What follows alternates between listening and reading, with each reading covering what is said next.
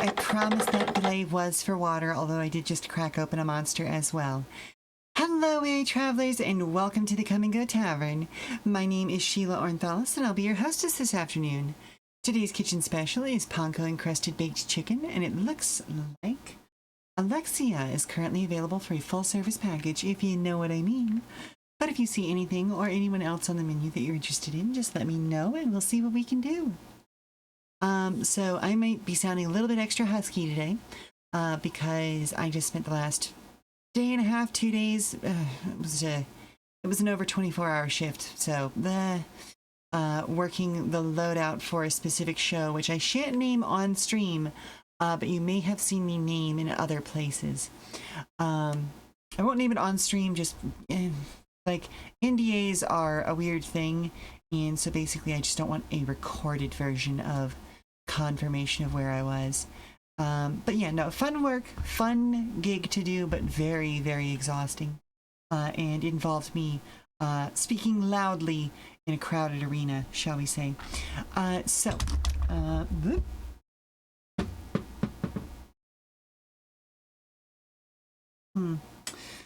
goodbye, fidget ball. Okay, well, moving on to the next fidget device then, I suppose. Okay, what are we up to today? We are returning to Hytale for the 20th time on stream. 20 whole streams of Hytale for Hytale Tuesdays, huh? Absolutely wild. Today we'll be moving on to either the temple walls or the roofing after we finally finished up the flooring last time.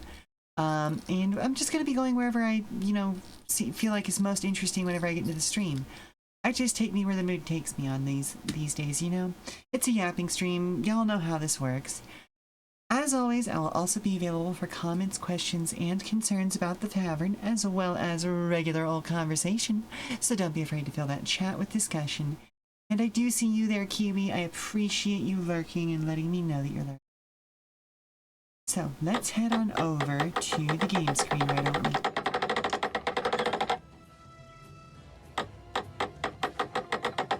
Alright, so we are in our temple. Let's take a look at the world, just to kind of reorient ourselves with what we managed to accomplish the last time. We got the stables all mudded. So these are wet and squishy interior spaces. We haven't done any roofing yet, although it looks like, okay, I think we got the ceilings done. I did not finish the roof beams. Okay, so that gives me something to work with. Oh, there should be something in my front chest. Appreciated, appreciated. I will go check that just as soon as I'm done with my walkthrough. Alright, so I need to check my stuff for hardwood. Actually, hang on, let me go ahead.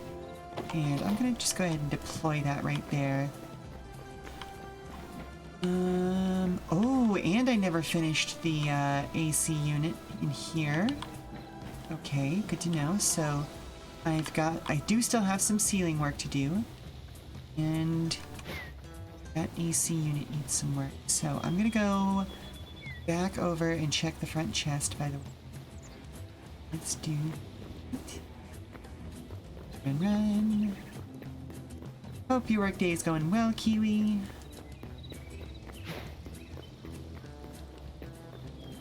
I remain exhausted. It was a very, very, very, very, very fun event to work. Got to work with some of my favorite people with this organization. Got to have some really heartfelt conversations. Just absolutely overall a delight, But also, it was hard work, so it is going or something. You're so burnt out. Oh, and you just got back from vacation. That's the worst.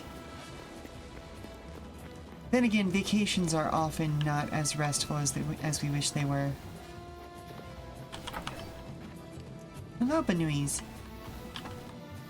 Right, I moved it. Oh, there's a second chest now. Oh, we have petrified logs. Oh, we have lots of petrified logs. Okay, hang on. I'm gonna move some of this stuff. I'm gonna put some petrified logs away. Here. And I'm gonna go collect the rest of it. Thank you kindly. Yum. Hardwood, okay. Much appreciated.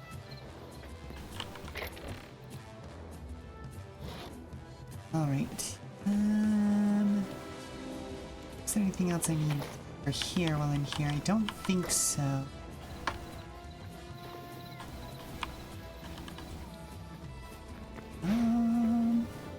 Alright. But the abusive coworker is gone officially. Hell yes. Love to hear it. Ooh, we could do deadwood beams. No, because those would disappear up against the black roofing that we're going to be doing. Just still want hardwood beams. Let's see. I feel like I did a whole extra chest for day. Or did I run through that all? I think I've already run through that. Oh, but you know what I could do?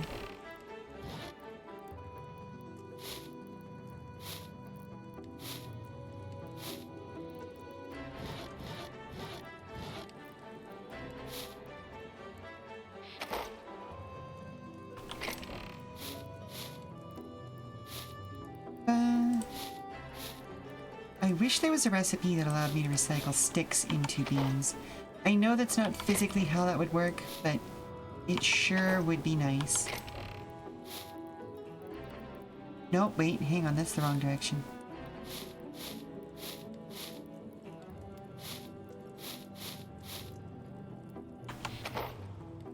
Hey there, Lizra, how are you doing today? I hope you're doing well. I am doing some light organization, and my calves hurt like hell. I worked a large show on Sunday and Monday, and spent most of that time standing and pushing crates and moving lighting equipment and all that. So, yippee. Darkwood, redwood, redwood. What do redwood beams look like? I even make redwood beams. Okay, they look just distinct enough that I don't want to reuse those there. No, wrong one. There we go. Is that even? Wait, hold up. What is that stack supposed to be? Oh, I have that reserved all for a whole bunch of dirt. Played this for a while now. It's a good long run. Or is it good in the long run? You only played a bit. I am loving it. It has just enough differences from Minecraft to make it truly distinct. And it has been a very, very fun way to get my block gaming in without feeling guilt about playing something that is on the BDS list. Let's see. Is this just stone rubble? That is just stone rubble. Alright, now I need to figure out where did I put bones?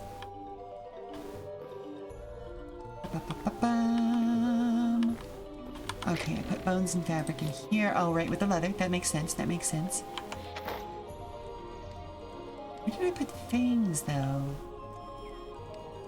I have a specific place for fangs. I don't think I do. Let's put them in here, though. Wanted to try it more. I kind of forgot, like you do with half the games you play. Hey, that's 100% fair. Part of the reason why I actually originally started streaming was to kind of encourage myself to play more games all the way through. So I fully get that. Let's go ahead and put our mud away since we're done using that. And maybe go cook this raw wild meat. And I should probably pick up some more hardwood now that I've discovered that I forgot to finish off the ceiling beams in a couple of places. I feel silly for not realizing that. before? Because it's not exactly not obvious. Oh wow, those cook fast. Okay, hang on. We'll wait around until this is done cooking.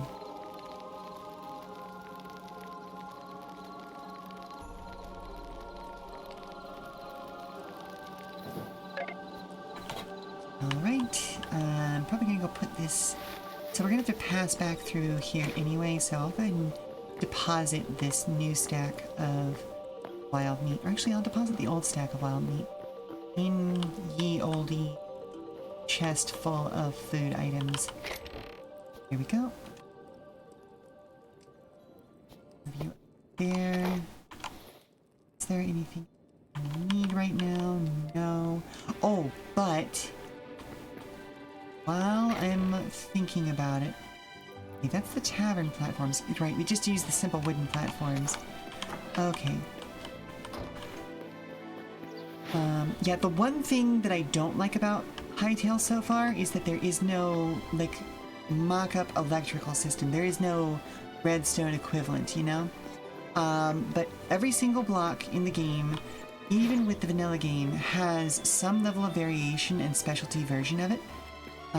So like, for instance, these are all actually technically standard stone blocks, but I have them converted into a decorative form. As are kind of the basalt black blocks over here. That's just a decorative form of that. Hello, Coleman! How are you doing? Let me see if I can get to a well-lit one. You can kind of see this kind of South American Maya hieroglyphic basalt block. That is just a decorative form of a standard basalt block. So it's a lot easier to do decorative stuff in this game than it was in vanilla Minecraft. I had to drop out of your... oh, nope, don't try to occupy the same block. Hello? Hello? Hello? Are we not... Am I not allowed to put things on the things? Thank you. Although I guess I really should line this entire bottom area. So, to kind of explain what my current project is, I am essentially building a block game version of the Come and Go Tavern that I run here, and which the channel is named for. Which means that I am also installing like an AC system, and right now we are in the apartment of our wonderful blacksmith. And so like I'm actually like paying attention to some structural details that I normally would not put into or this much work into, because like, hey, why not? I want the whole place to feel like it's a real place, you know? Oh, actually, let's leave that for raw materials. This for that. Ooh, cleaning up and prepping for bed. Give more options without making players grind for it. Exactly, exactly. There is a little bit of a grind every once in a while. Oh, hello, I know, I'm so sorry that I'm scary. There is a little bit of grind every once in a while, because for instance, like, these doors, and then the next size up, which is what I'm still looking for to go into here, are not craftable in game as at this time. How have I not put safety up around this space? Okay, there we go. But yeah, those are not craftable because Hytale is like the survival mode that we're working in right now is actually just kind of a, I'm not going to say a placeholder, but it is the thing that they have included because it is expected that a block game will have, you know, a survival mode in which you can just build stuff. But the actual main thing that they want to do with the game is make a more comprehensive adventure mode,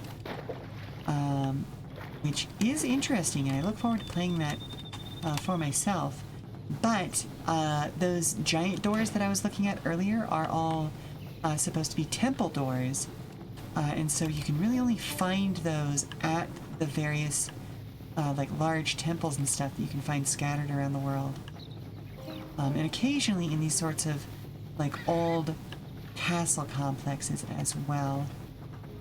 Although those are a little bit more rare because those are supposed to look like sort of decrepit castles that are occupied by their undead former inhabitants, still trying to defend against an enemy that has not existed in who knows how long. It's very cool, and I'm looking forward to seeing what the story actually is.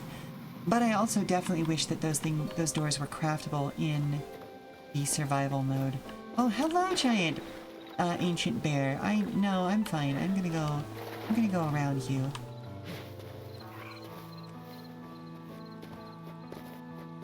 Let's see. I feel like I've gone far enough out to start doing some harvesting. What kind of tree are you? You're oak. Okay, good. You are fantastic. Oh. Hello, Spooter. I'm so sorry. I'm invading your habitat, but I need this tree. I'm sorry. One really cool and interesting thing I love about this that I wasn't sure about when I first started playing is the fact that you can knock the bottom out of trees and it brings the entire tree down all at once. I was absolutely terrified the first time it happened because I wasn't aware of the fact that it did that.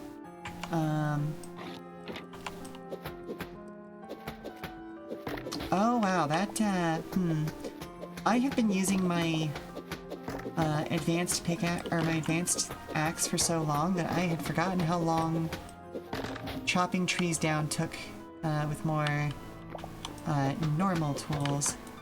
Holy moly.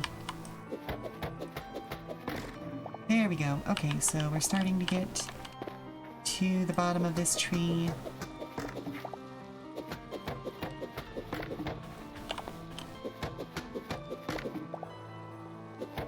Come on. Pop anytime now. There we go. Lots of hardwood. I forgot to bring dirt to fill the hole in. Oh no. Now I feel bad.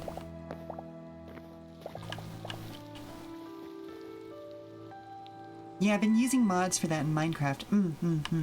And like, that's the thing. The team behind this game were the ones behind like some of the biggest mods in Minecraft history, and I want to say still the biggest server in Minecraft. But they kept running into enough limitations in Minecraft's code that they effectively went, fine, fuck it, we'll make it ourselves, with blackjack and hookers, and here we are.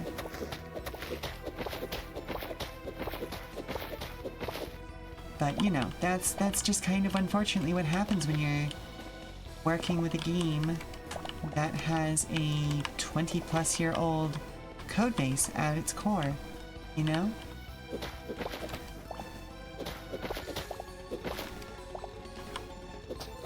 Which makes me feel terribly old, considering the fact that I played in the Minecraft alpha way back in the day. But, oh well. Oh well. That is almost certainly not going to be enough to fill this in, but it's fine. It's fine.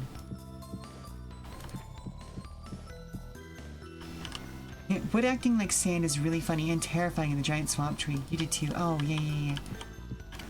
Okay, so we can be ancient together then, Kiwi.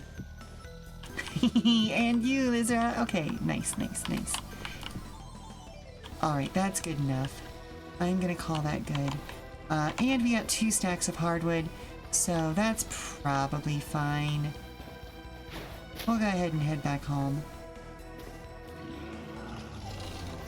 Yep, nope, I hear you, bear.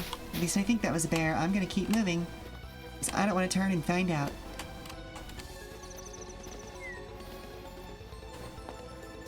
But yeah, I remember arguments between friends in college about whether Dwarf Fortress or Minecraft would win in the end, and honestly, financially speaking, Minecraft definitely won.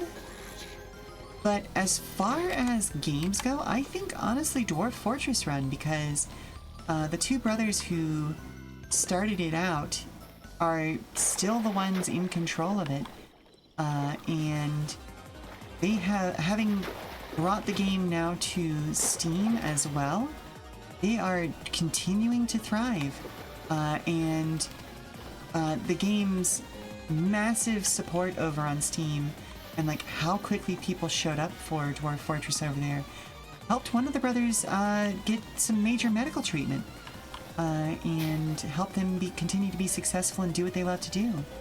So in my heart, honestly, that's the bigger success. Oh shit! The scooter! No, thank you. I'm sorry.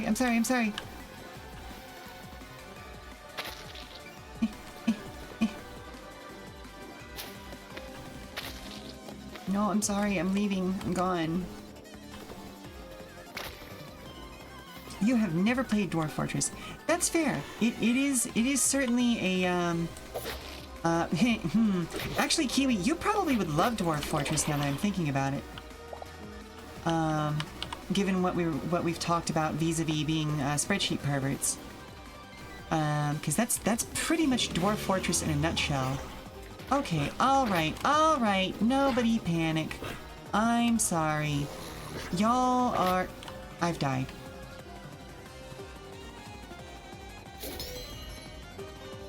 Okay, well, I'm home at least. And with all of my stuff still intact. This is fine. This is fine. If you had more spare times in your days, you'd probably enjoy Dwarf Fortress 2. Okay, so you tried it, never got super into it. So, like, Dwarf Fortress is one of those things that you have to enjoy, like, just kind of letting stuff procedurally happen. And my white whale with Dwarf Fortress is I want them to introduce a, let's see, how did I come up with it? Like an ant farm mod to it. You literally have an Excel pin that says freak in the sheets. Okay, Kiwi, I need to know where you got that pin. I need that pin. Caves of Kut is my, is more your thing. Oh, Lizra, I keep looking at Caves of Kut and going, and then just never quite pulling the trigger on it.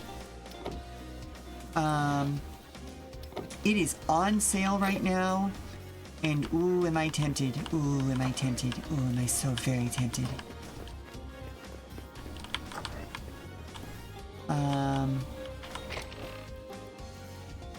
If I knew for a fact how big the paycheck from this event that I just worked was going to be, I probably would go ahead and pull the trigger now. Because, ooh, I want it. Ooh, it looks so fun. It looks like such a game.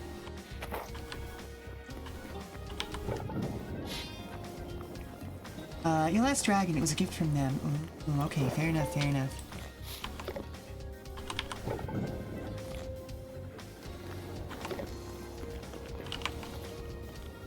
But yeah, especially if it's an artist that I can buy it from, I would absolutely love that.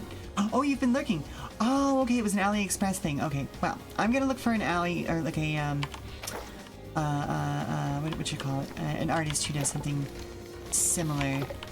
Because I exist in enough of those spaces that I would feel guilty if I just got that off of AliExpress. Let's see, do I have any repair kits? I do have some repair kits. Okay, let me go ahead and repair this thorium hatchet then.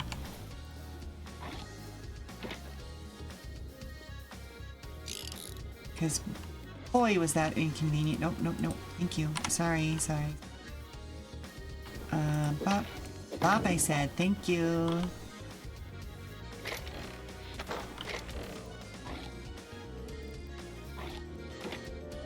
Alright, having now experienced that, I am going to absolutely recycle this crude hatchet because, ooh, that was not fun. Let's see, let's go to the recycler. We'll get rid of this.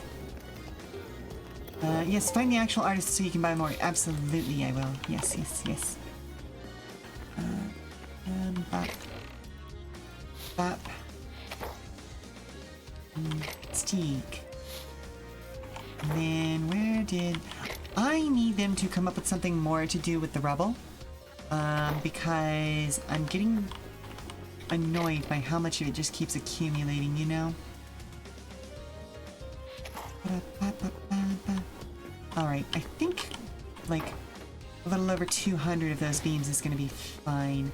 Hello, mouse.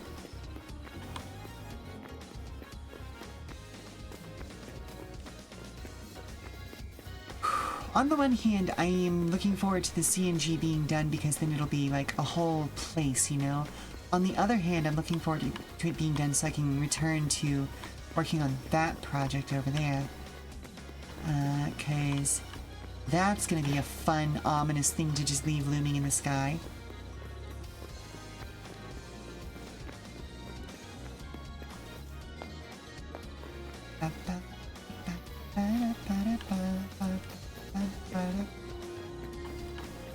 Alright, let's just go ahead and sleep in our sleeping bag. Reset the time of day.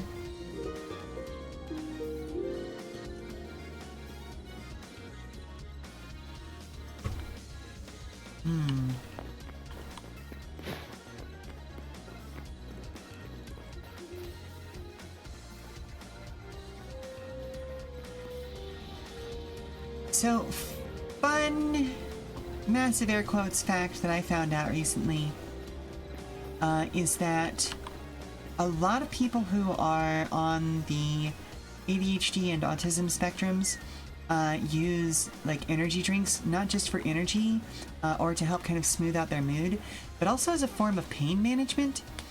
And I'm not sure that I like that knowledge, and I feel like I need to share it with all of you so that you also have access to this cursed information.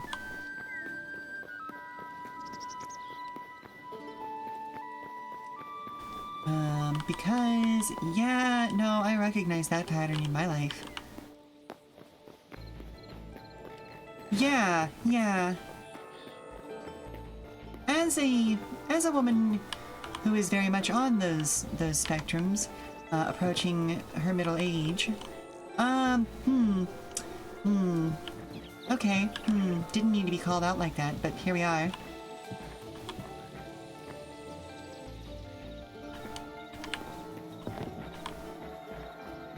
Yeah, I don't remember the actual mechanism of action, but I saw it mentioned offhand by somebody, and I did look it up, and there is some level of truth to it, and it kind of, if I recall correctly, it works on the same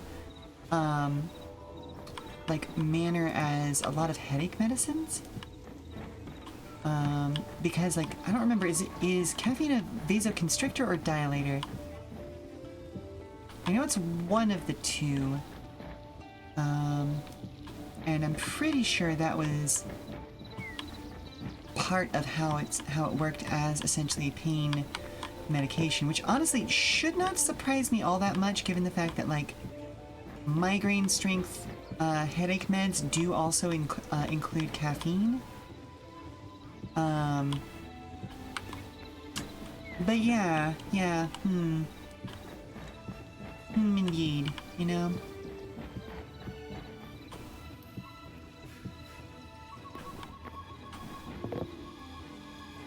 Let's see. Let's get this one done, and then we can use it as a bridge like we were just there.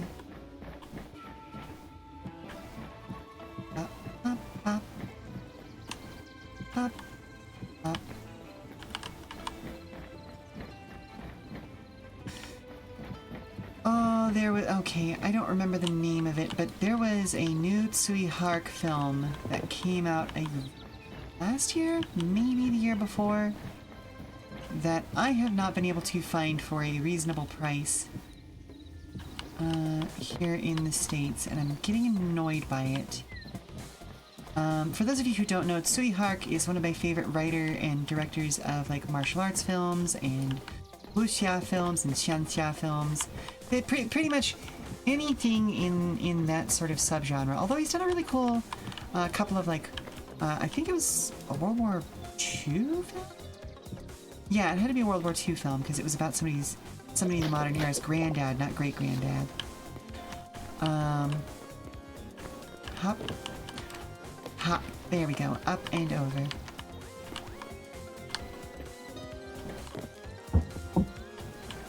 Wait, hello? The fact brought a gross bug inside again.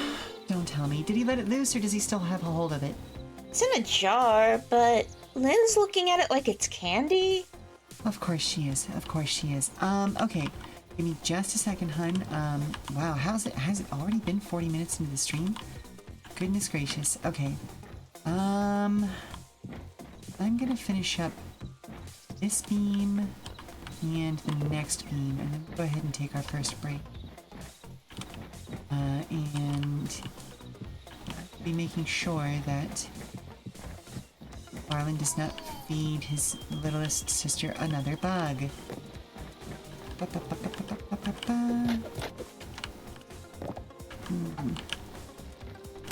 Ah, nope, okay, missed. Hop, I said, nope, okay, alright, hop. There we go. Okay, so, caffeine helps, hold back the ever-present migraine. Yeah, and that's like a whole thing, right? Anywho, I'm gonna go deal with that, and, we'll take our first break. Again, if I seem extra out of it today, it's just because, well, I worked, like, 32 hours straight.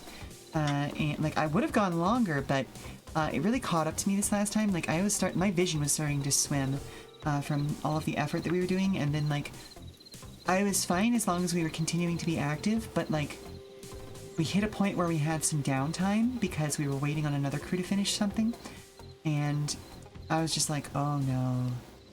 Oh, I need to take the next cut. Oh no. And I think that, like I mentioned, yeah, the 32 hours. It's not uncommon in the entertainment industry. So thankfully, the group that I work with is very, very unionized. So every 2.5 hours we get a mandated 15-minute break, paid, and then every 5 hours we get a mandated paid half-hour meal break that is generally catered. So we were fed. It was good. And then if we have less than an 8-hour break between when one shift ends and another begins, we get what's referred to as turnaround pay, which means that we pick up back at whatever pay rate we were already at. So if you're already working a 12-hour gig, that means you are into double time. So let's say your rate starts at $32 an hour.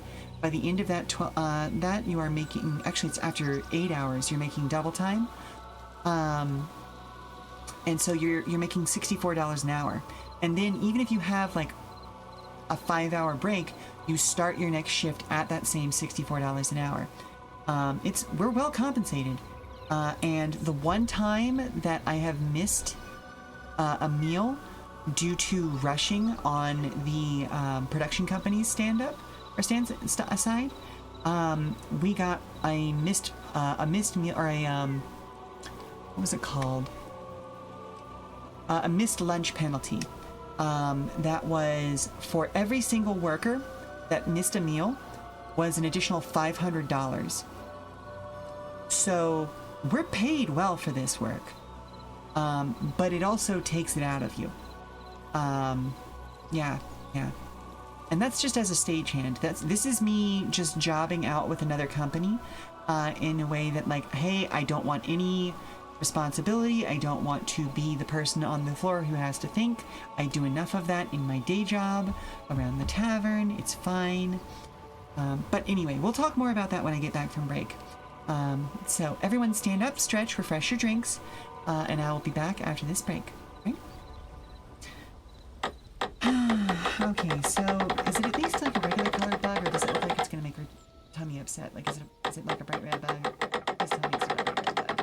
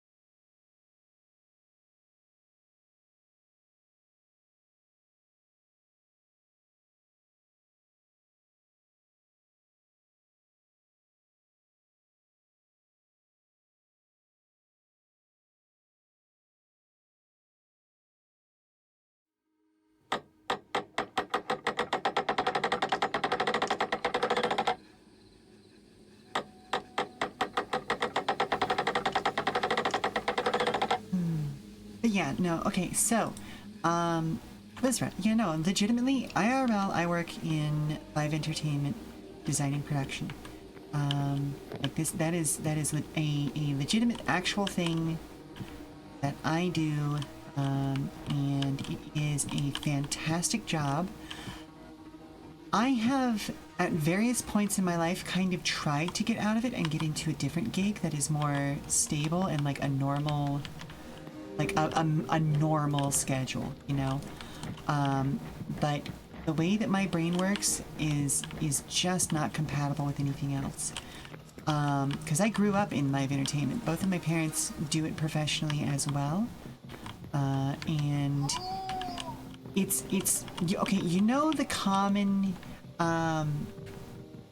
like fantasy trope about, you know, how dwarves will swear up and down that they don't have religions, but their religion is actually just being a dwarf, really, when you get down to it. Same thing with theatrical people. Same thing with people in the entertainment industry, especially if you're like second or third generation. Like, we have whole sets of like superstitions, we have whole sets of like cultural habits and like in jokes amongst people who have lived and worked in the industry for a long period of time. We functionally have prayers. Like I'll put it this way: anybody who has ever had to deal with specific types of machinery and large shop tools and anything, absolutely has a specific set of prayers that they say when their old gear is refusing to work. Whether they realize that they're prayers or not, they are. And I say that as somebody who straight up has been a shop maintenance person in the past. Like, there's stuff that we do that we're just like, okay, but yes, I know that this tool is like 70 years old, but it's the best at what it does, and it does have its quirks. You just have to do this, that, and the other to make sure that it works nicely, and treat it right. And it's like, okay, that's just a fucking prayer. That's a ritual. What you have just described is a religious practice. So this is absolutely me calling myself out on that as well.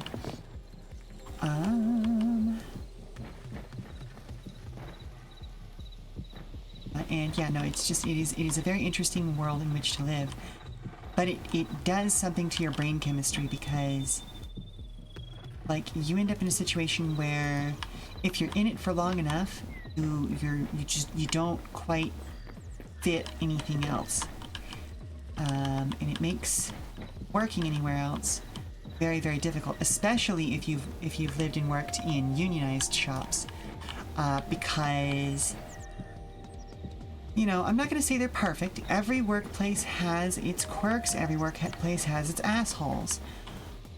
But even the assholes that I've dealt with in those situations are so much better than the ones in other work situations I've been in, because, like, at the very least, at the end of the day, you knew those folks had your back when it came to like workers' rights disputes and things like that, and understood the power of being together as a collective. And like it is kind of the platonic ideal that people think they're calling back to when they say that, oh well, we can disagree about things, but you know, we still have to come together at the end of the day. And it's like, okay, what you're talking about when you say that is union labor. That's what you're talking about, really. Because, yeah, no, there are a number of people that I would never want to socialize with. I know for a fact that I don't get along well with them. But in a work situation, I know they have my back. I know they will be keeping an eye out for my safety, and I know that I can trust them to do their jobs well, and to keep everyone safe, you know? Because if you don't take that responsibility seriously in a union, you very, very quickly find yourself not getting work and not being invited back.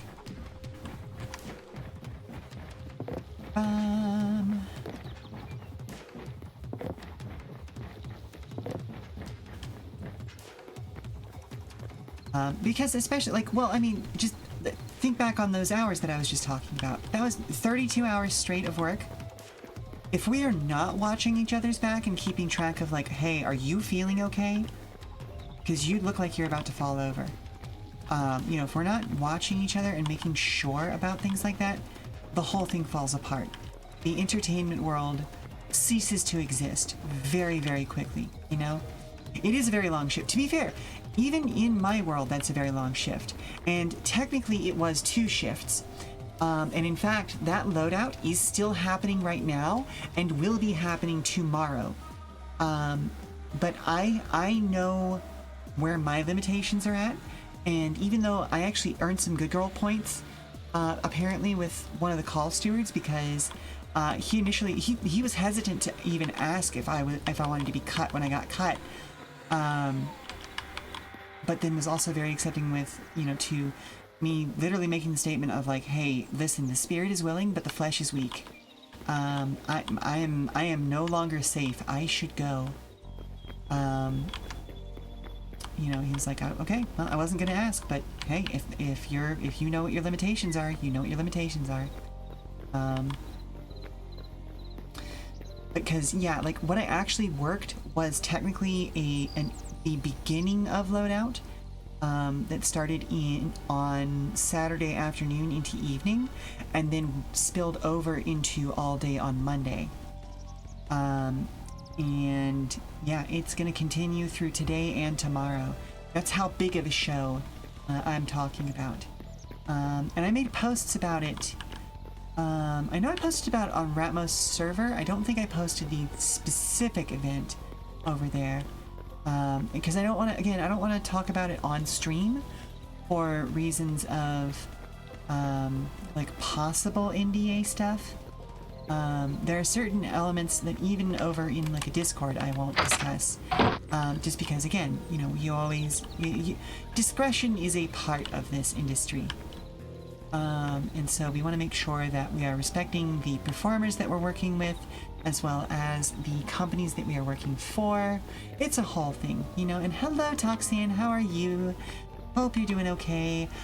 I messaged you earlier, and I am so glad to hear that you are also excited about Big Walk. Oh, also, any streamers out there? Okay, any streamers who are listening right now, if you've not already heard about it, Big Walk is the latest game from the company behind Untitled Goose Game, and it is absolutely a friendship collaboration sort of game.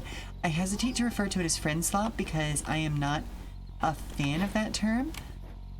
Like it feels derogatory in a way that makes me uncomfortable. But it is absolutely a walking around and having adventures with your friends kind of game. Yes, Big Walk is very exciting. Dealing with an ear infection right now, so that's fun. Oof, oh no. Do you at least have some like meds for it, or like are able to deal, like actually properly deal with it, or are you just kind of trying to tough it out, buddy? Big Walk. Gonna try some Teledoc, some meds. Yeah, okay, good. Yeah, no, it's like, if you had not heard of it, Lizra, go and take a look on like YouTube real quick for Big Walk, because the devs have made a few short videos about like what their plans for it are and all that sort of stuff. So I am thinking of it like, in my opinion, if you played Myst back in the day, imagine a version of Myst that is not quite so nebulous, and that is intended to be played with friends, so you can kind of help each other figure out all of the puzzles and stuff. Friend slobs make you think of those videos where friends get together and make a soup, but no one has talked about what they are bringing. Ooh, okay, see, that's stone soup. That's stone soup, you know? Actually, I don't know if anybody really gets that reference these days. That's a fairly old reference now that I realize it. I may as well have just said straganona to people who didn't grow up in the 80s and 90s, you know? Okay, so I think, like, I've been wandering around at this point for a bit. I'm pretty sure that means all of my ceilings are done. I'm sure I'll find something that I missed at some point, but it's fine. It's fine. Let's see. Do I feel like doing grooves next? You have heard of stone soup. Don't know where it's from. It's from an old children's storybook. Much like Straganona. Or Spaghetti Grandma. Or, well, Spaghetti Witch, technically, I think, but, still. Very much a children's book thing, very much a, like, so the story of Stone Soup, is that, oh, I'm not going to tell it word for word, but, there once was a village in which, the harvest had failed. The people, began to save up as many ingredients as they could because harvest had been getting worse and worse over the last few years. It made it harder to work, and that led to harvests getting worse and worse. At first, they thought it was just the soil, but as their supplies dwindled, they realized that it was them as well. Caught between the worsening harvests and the lack of supplies, there was very little that they could do. Eventually, somebody got the idea that, well, maybe since people have been hoarding ingredients over the last few years, we can all get together and do this together. But as they went around and asked, hey, do you want to contribute something to this meal so that we can get back on our feet, people were hesitant because that would mean sharing what little supplies they had, and they needed those supplies to support their own families. And so things just got worse and worse. Animals started to go unfed and become malnourished, and then the people got malnourished as well. And someone eventually got the idea, well, what if I were to start boiling some water? And what if I told everyone that I had a magic rock to help turn the soup into a delicious soup?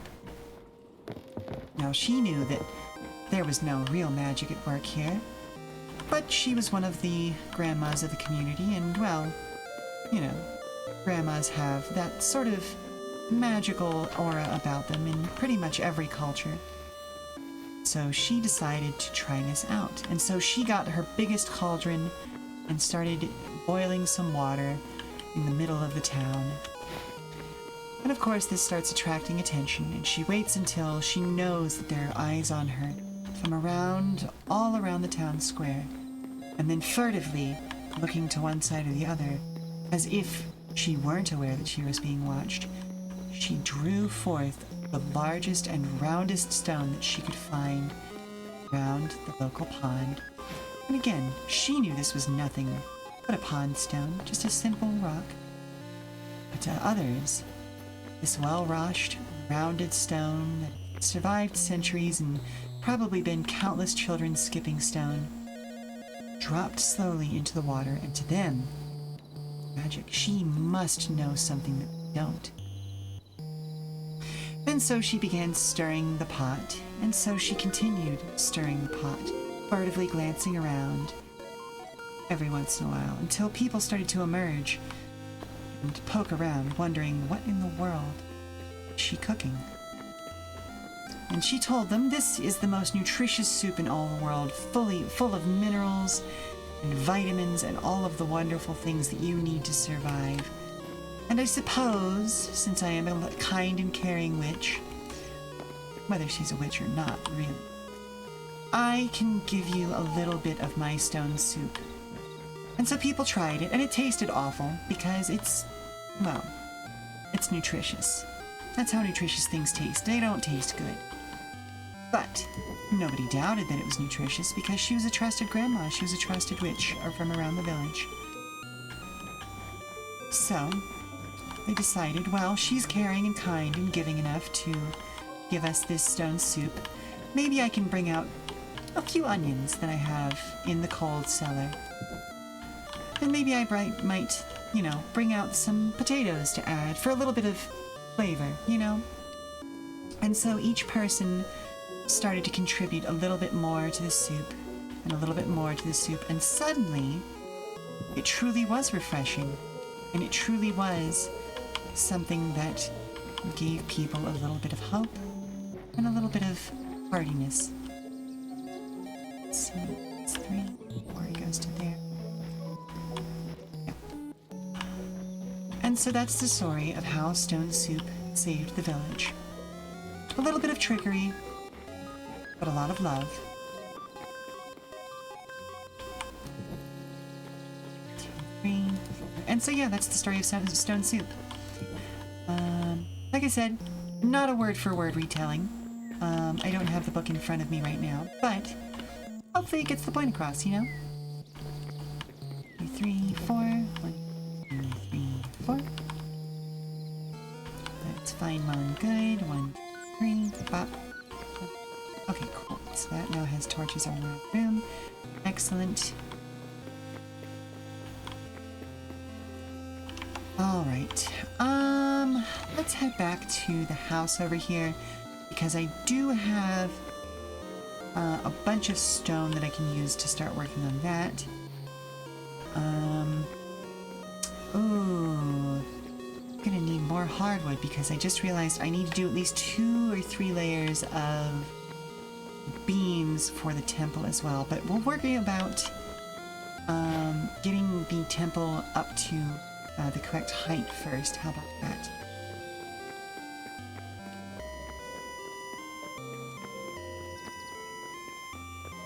But yeah, no, it's just a story about community and the fact that sometimes you have to trick people into being in a community.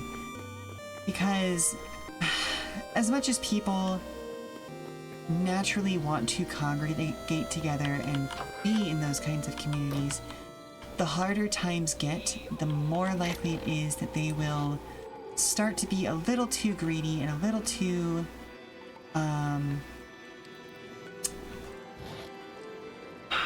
self-centered isn't quite the right word that I want to use, but they start thinking more about things in terms of their own survival than helping each other out. And that starts to create paranoia and distrust for each other and all of those awful things. And that's unfortunate, you know? It's one of those things that just, well, after a while it starts to take its toll, you know?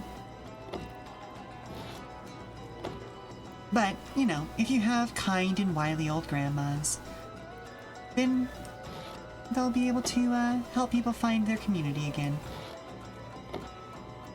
Just takes a little bit of trickery. And a lot of love, you know?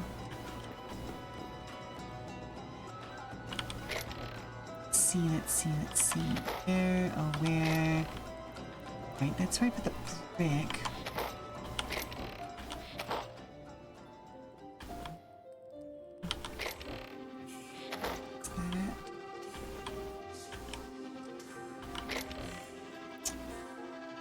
Salt brick and the salt roofs that I have. And put it over here. Okay, I did put it. So we're just gonna go ahead and clear this chest out. Alright. There we go.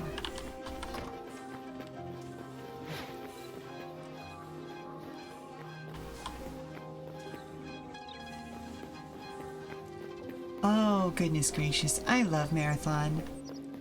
I've loved Marathon since the original games came out, but this current version of Marathon I love as well. And I wish that it had been getting, I'm gonna say, better support. Like, the devs have done a fan-fucking-tastic job with it. They are doing their damnedest to keep it alive, and I hope that they can secure its future in just the same way that they secured the original Destiny's future. It's very interesting seeing people talk about player counts and stuff like that with this game, who weren't there for Destiny's almost failure back in the day as well. Because if you don't remember, Destiny also almost failed. Like, we almost did not have that in this game. Because after its initial release, it very much did not almost did not survive.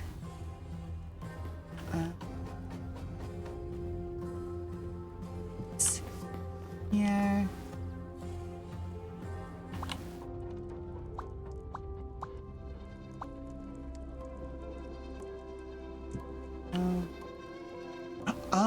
Oh, beans. Oh, I have laid these down incorrectly. Hang on.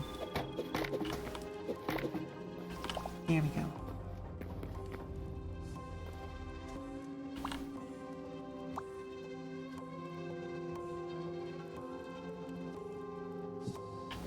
Love the style, not a type of game you play, but still. Fair, fair. That is a valid reason not to play.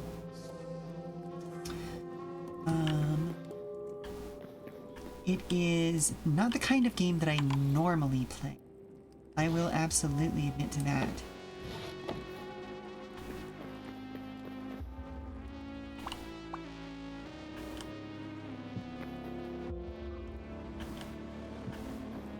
And now, let's just go ahead and do that.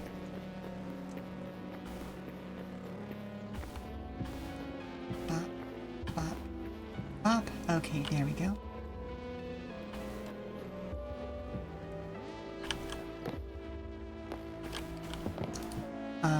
But it is a fantastic game as far as like exploration and having fun, sort of trying to figure out what happened in the world is.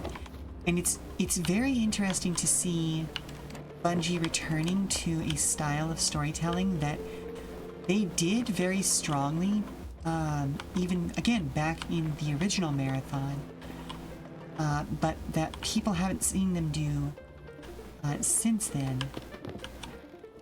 Just realized actually, you know what? No, I will use those there. But yeah, like that's the thing. They have always been a very sort of, I tend to describe it as like video game archaeology, because what you're really doing is digging into this world and trying to figure out what happened on your own. Like they allow you to discover as much as you want to discover, but they're not going to force you to sit through endless cutscenes. And I know that that sort of philosophy didn't end up working out for them in Destiny. But again, it is something that they've been refining since the days of the original Marathon, because like the entirety of the original Marathon story was transmitted to us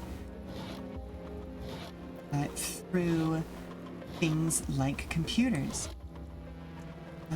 Okay, go ahead and put that feeding trough into one of the stalls out here. And it is a very old school FPS kind of attitude of, we're going to allow you to explore the area as much as you want to.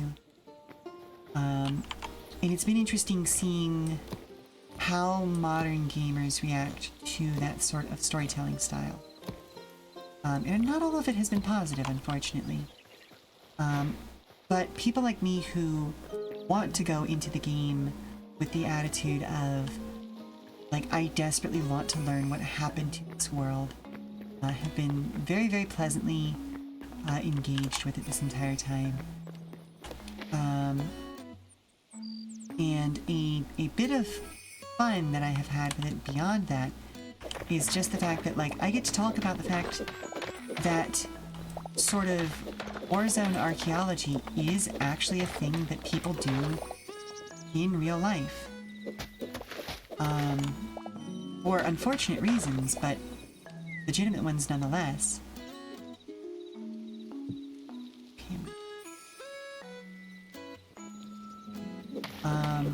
Like for instance, there are huge swaths of the world that are incredibly important to history that on average, we just kind of don't have access to for a variety of reasons.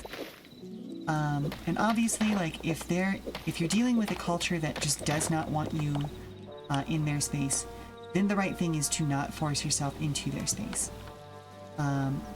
This is not me being an apologist for that sort of archaeology, shall we say. But then you have places like huge chunks of Egypt, for instance, during the Arab Spring, where archaeologists were essentially in charge of preserving huge chunks of Egypt's history.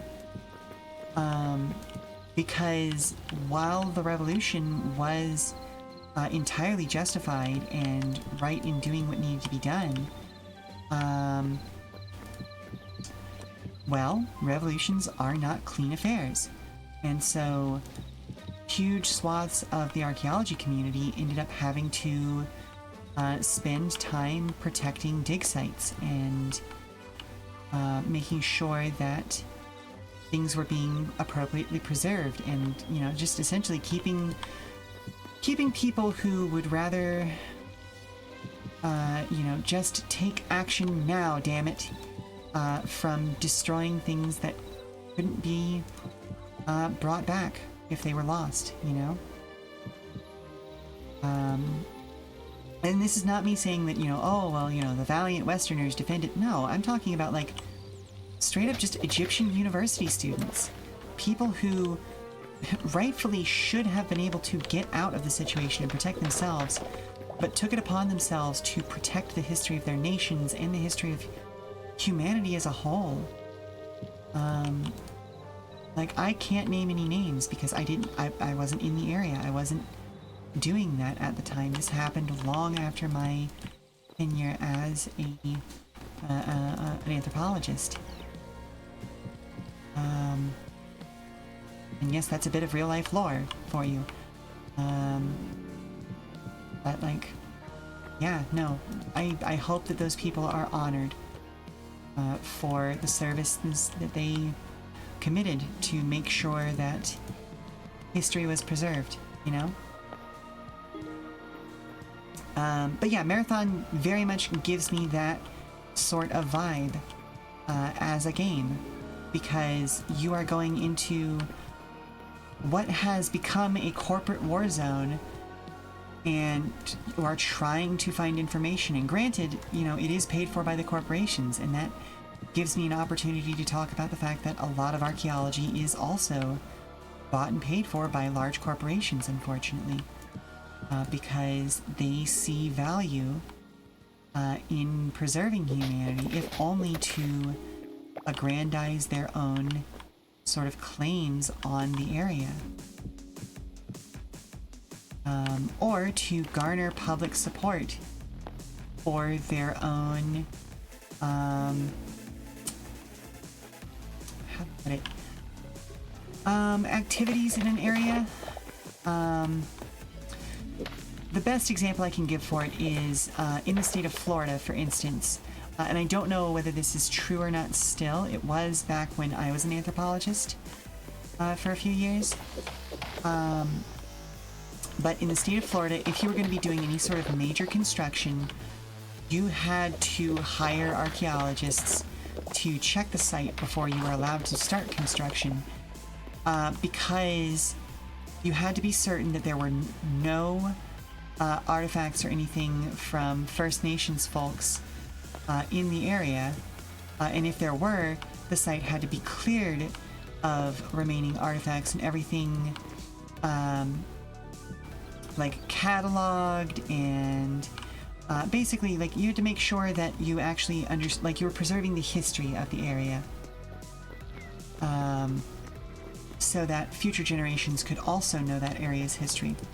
Now, it wouldn't shock me if, in, you know, this day and age, those laws have either been loosened or gotten rid of entirely, because while overall the world is becoming a better place, shall we say, the old guard is pushing back on that as hard as they possibly can. And as much as I dislike that fact, that is the reason why I am a politically active person, because we cannot allow the people who don't care about others and don't care about history to force us to repeat the worst parts of history. If you catch my drift. And about here is where somebody should probably redeem the Red Scare redeem, so that I don't dig too deep into my... Yep, exactly. Thank you, Kiwi. Because I want to keep the streams light and welcoming and all of these sorts of things, and talk about how cool video games are, and get back onto the subject of, like, that is the most fun way that I can play Marathon, is as a battlefield archaeologist, trying to make sure that I'm pulling information about the people's lives who lived on the colony of Tau 74 out of this war zone, so we can find out more about why they did what they did and how they lived their lives. And that's a much more fun subject to talk about. What's your opinion on you tearing down the central hall of your building and rebuilding it? Well, I mean, you were the one who built it in the first place, so, you know, I mean, I think that's fine. You are making it a more perfect version of your vision. And so, you know, if I were to be very archaeologist about it, I would say that you would need to preserve the original plan in some way, shape, or form, either through drawings, photographs, screenshots, things like that. But that it is, you know, since you are the original creator of the structure, it's perfectly within your rights to do so, you know? Okay, let's finish the build out to that height, and then go to ground level and see what it looks like.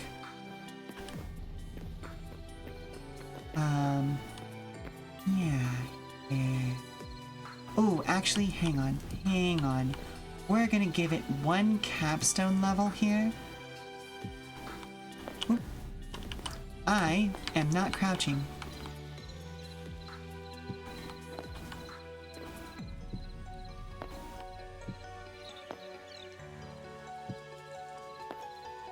But we're gonna give it that capstone level so that we have sort of a plumb bob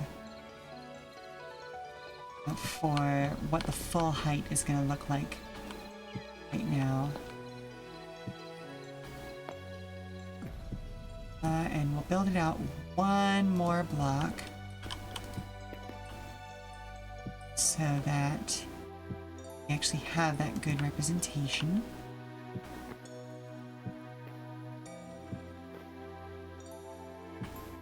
Go.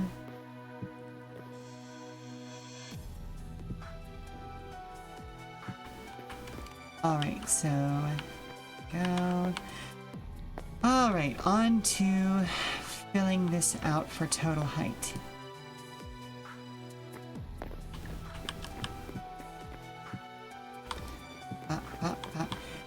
Law, your issue is you will have to redo the catacombs if you do the main hall. Ooh, I see.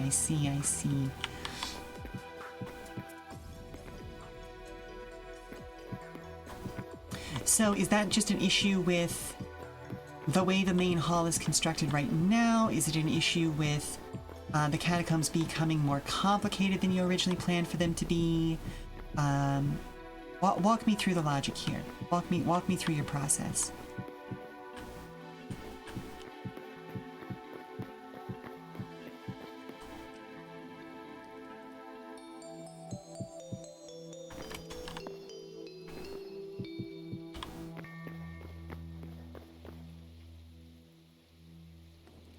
Let's go back.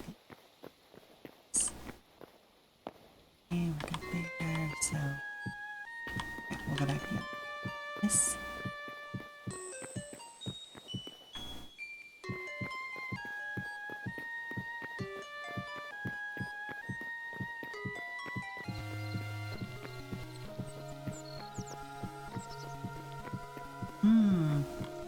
Whilst, okay, there we go. So there's a room in your catacombs that sits directly under the dais. In the Great Hall. If you rebuild the Great Hall, that room needs to move. Oh. Oh no. Okay. If it moves, all of the catacombs need to shift. Yeah, that would be a problem. Oh. Okay, see. Okay. But what if? What if? Kiwi, what if? What if you left the catacombs as they are right now? And left the current version of the Great Hall as it is? Raise it up. Maybe even partially fill in the current Great Hall. Oh, hang on. Someone's flirting with Dad again. Of course they are. Okay, are they just flirting because he's on stage and he's a cutie? Or are they trying to make him uncomfortable? He sent me to get you. Okay, I'll be there in just a second. Yeah, so like what if you were to partially fill in the Great Hall with like dirt or something like that?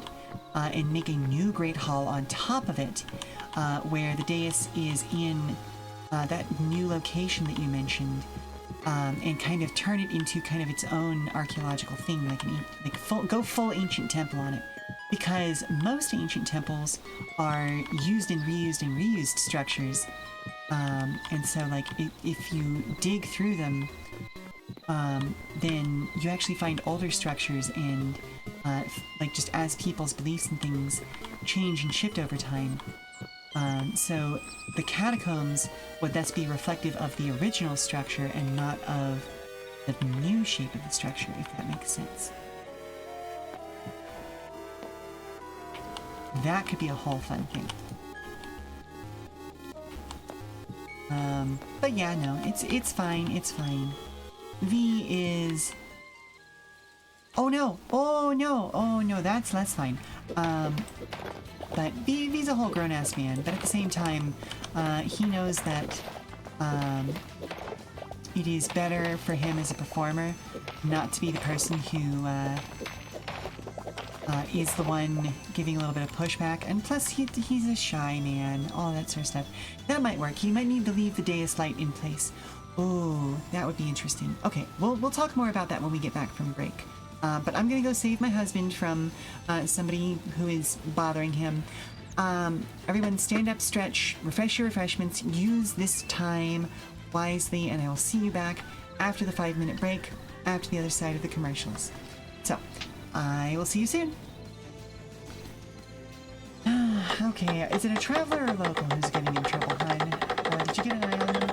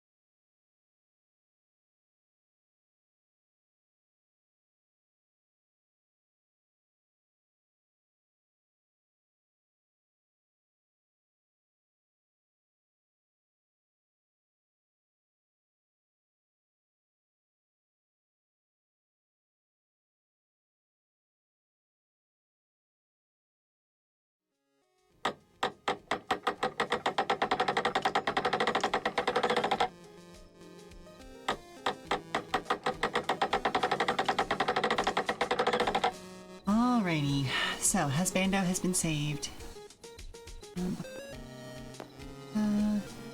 And now it's nighttime in game, so I can hop down to... Okay. There we go.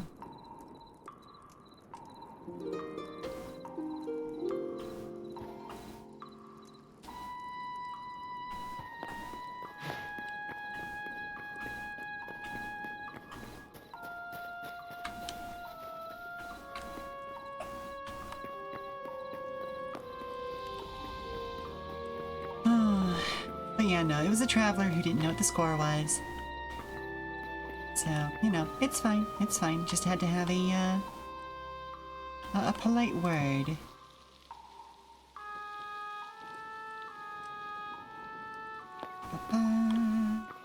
Up to next level.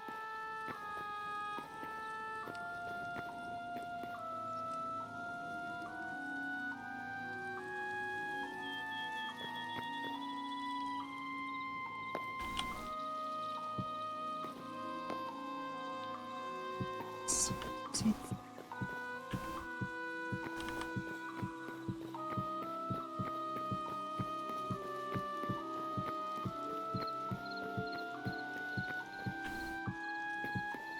Oh, I have no idea how this is gonna actually look to get layers complete. I hope it actually looks good.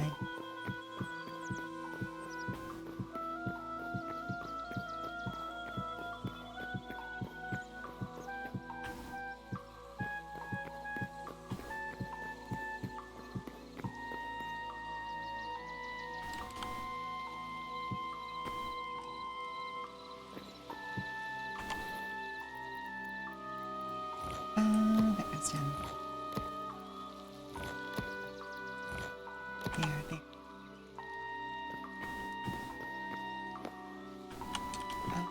Okay, so what were we talking about before the break?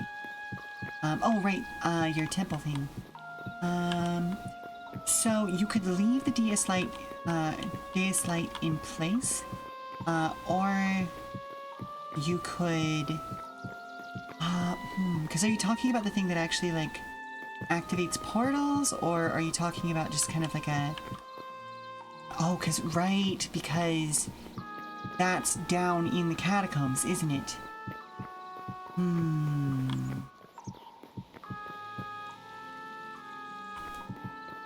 That does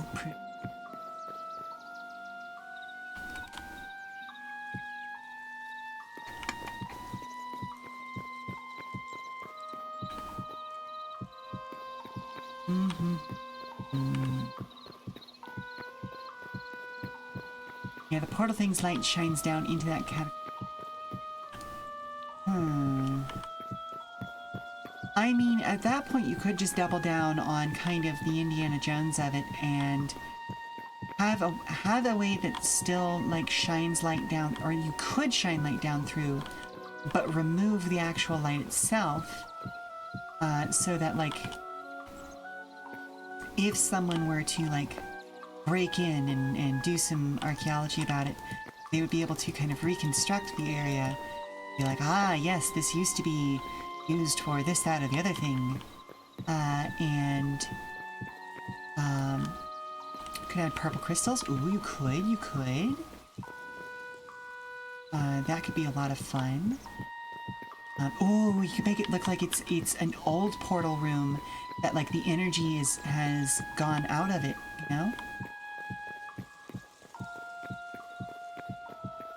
Like add some vines in there, make it look like it's beginning to decay. Oh, this could be a lot of fun.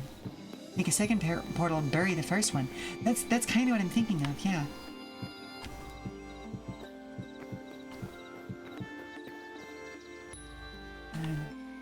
Yeah.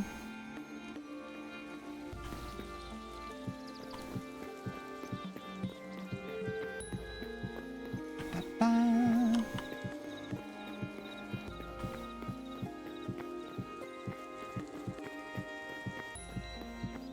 Oh, this is gonna be a tall-ass structure, isn't it?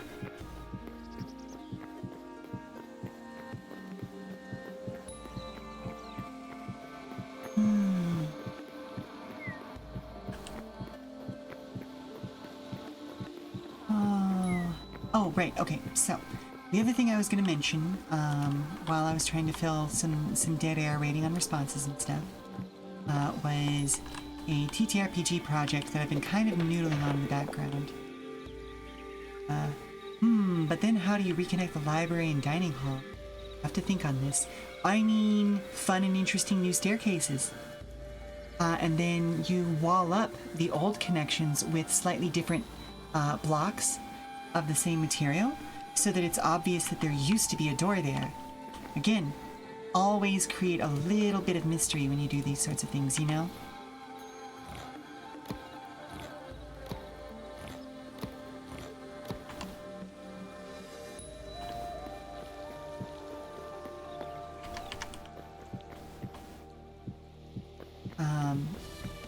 Oh, you did that in the catacombs. See? So you've already got a blueprint for it. Like, or not blueprint, but you've already got, like, a matching thing for it. It's already an established bit, you know?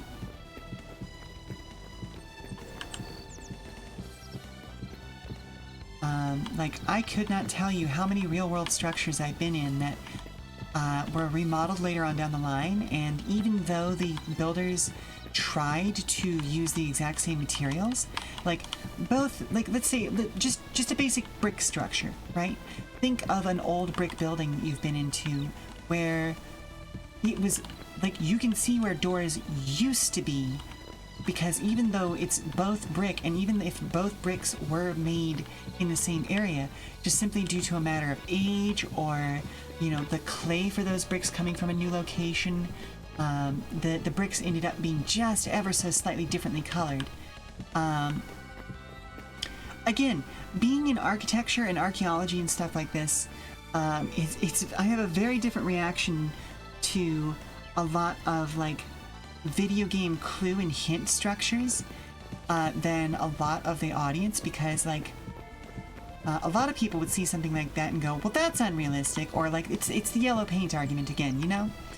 And it's like, what, you have never experienced a job site like this, have you? Because like, yeah, that's just safety paint. That's just safety paint. Or like, you've never been rock climbing in an established area, because like, do you know how much work people do to flag places that are safe to climb? You know? Like, it's just hilarious when people open their mouths about that sort of thing, and when they have no experience in those. Because, like, that's just a thing people do. My guy. Like, that's just a thing we do.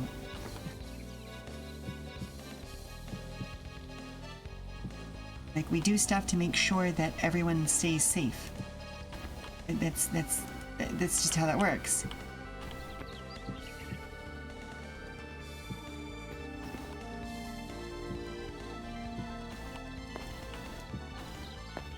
Or like, you know, again, that sort of example of like, well, yes, of course you can see where there's like a piece of the wall that doesn't match the others, because the builders didn't have the exact same materials when they were doing the renovation that was able to lead to this. And so with a little bit of aging, the materials start to look very, very different, even if they were color matched when they were first put in. You're using cobblestone instead of bricks, both volcanic. Yeah, exactly.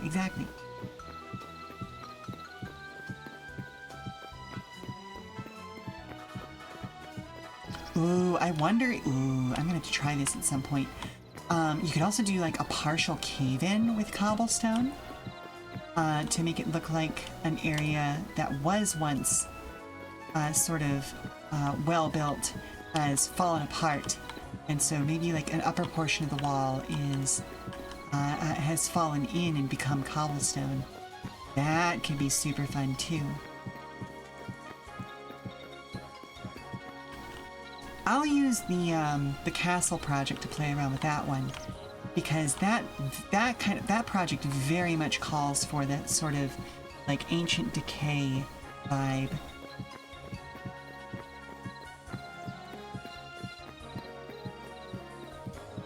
But I'm probably gonna make it in a pristine form first, and then zhuzh it up with some decay, if that makes sense. I need to do that in the crypt to make it look like somebody tried to bury the vampire room. Yes. Love that.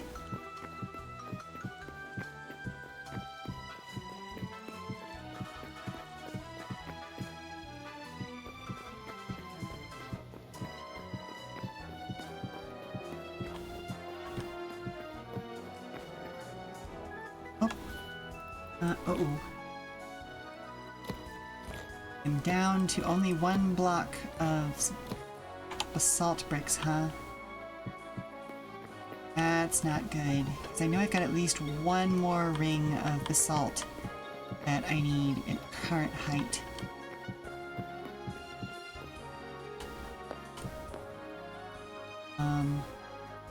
Oh! Or no, this is the current height. Okay. That's the room in the catacombs that you do not want to move. It's not, it is not the one under the dais. Okay. Alright, well.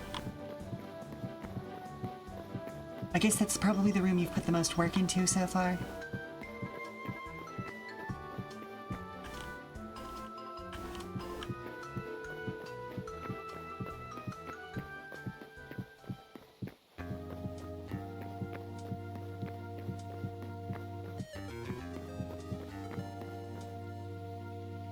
Yeah, walls full of bones. Ooh, oh.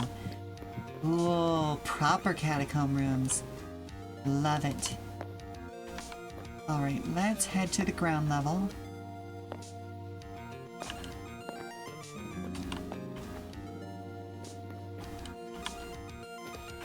And we're gonna look at how tall the temple looks like from the courtyard now.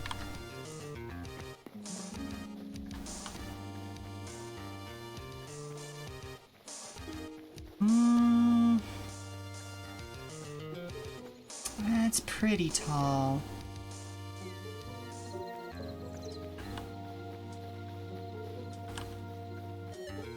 How tall does it feel from the inside, I guess, is another question.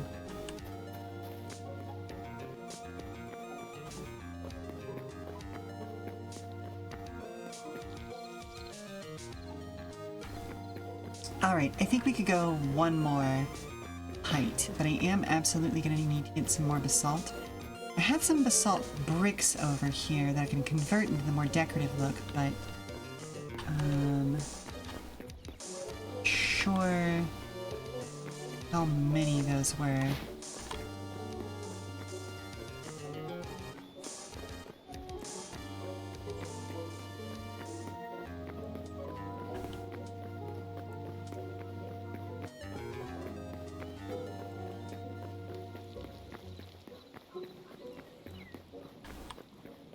But yeah, no, I am kind of working on a D6 based hack that combines a lot of OSR stuff for tabletop role-playing stuff that is based on Marathon. Okay, we've got 2 sets of those bricks. Okay, just for the sake of doing it right now, I'm gonna go ahead and convert these over into the decorative blocks instead.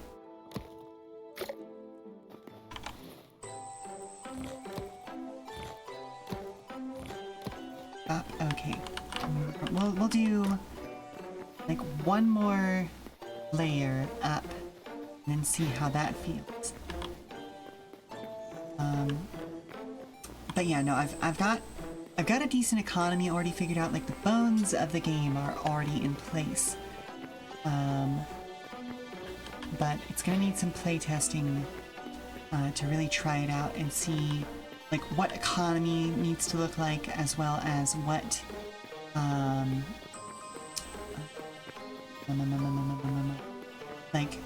dice levels need to look like. Because I have not worked in a purely D6 based system in quite some time, and so I'm not 100% sure about what the balance level is going to be.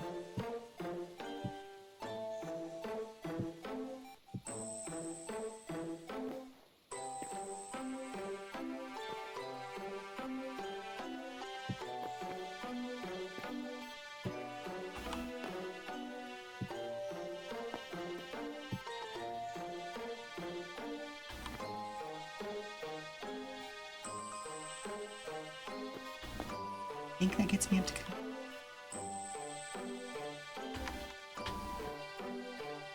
2, 1. Okay. Go ahead and finish this ring out.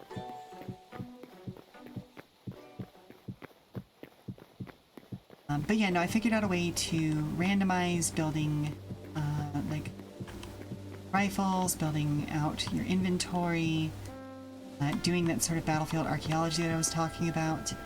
I do want to, like, long term, if this game gets any sort of support, I do want to build out a system similar to how Rune does its lore drops in a vague way.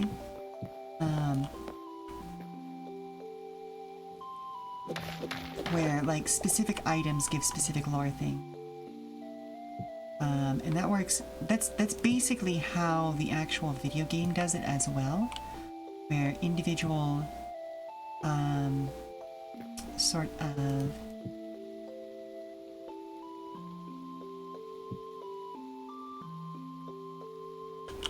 Oh, yeah, let's go for another level of height.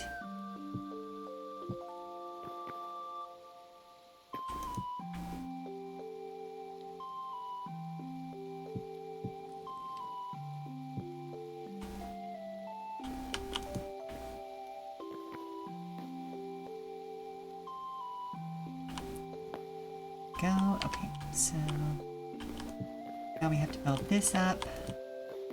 But yeah, that's how the video game handles a lot of its lore as well. Is just as you go through missions for the different companies, you learn a little bit more about that company, and you collect items that then give you more information about what actually happened on the colony and all that sort of fun stuff. So that's something I very much would like to emulate with this tabletop game.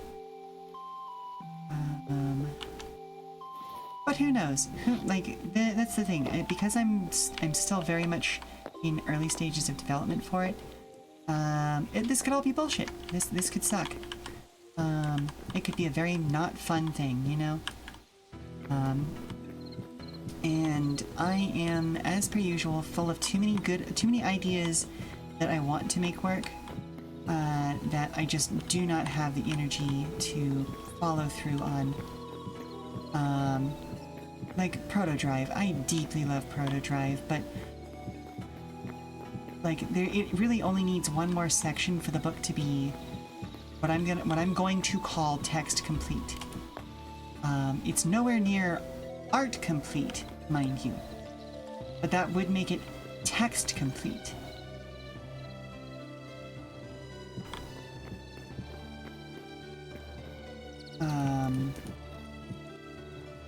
But a large part of that is just the fact that, well, I don't have unlimited funds, and I am the kind of person who wants to pay artists for their work. And I am also not the most amazing at doing visual art myself, so I'm kind of in a rock and a hard place at this point with that project. Because it's an enormous rule book that demands art, and I don't know, if it was your classic fantasy setting, there's plenty of open access, rights-free stuff that I could get access to from historical documents and stuff like that for art, but this is very, like, Proto Drive is very much set in the modern world. This marathon project, I don't know, I could probably go out with a bunch of friends and, like, just do some photography about this, and then like, build out the visual aspect of the game that way. Because I know enough people who are former military who I would be able to get in on this, and with a little bit of light Photoshop, make them look nicely robotic.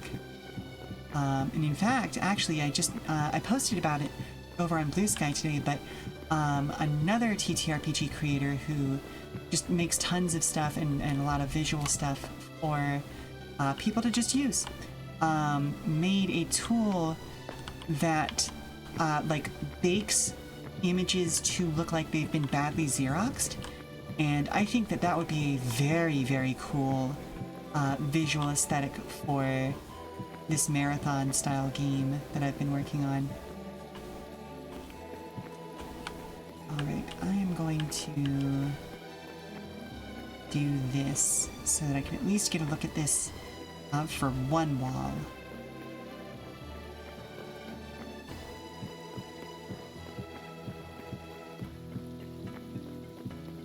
So I think I would have an easier time doing artwork for, like I said, for this marathon style game. But yeah, Proto Drive is a bit of a standstill because of my inability to get more art for it. And just the fact that, like, I don't really get to talk to the other creator of the game anymore. His life went in a different direction. And so, you know, that took some of the joy of creating out of it for me. There is a Boktai-based video game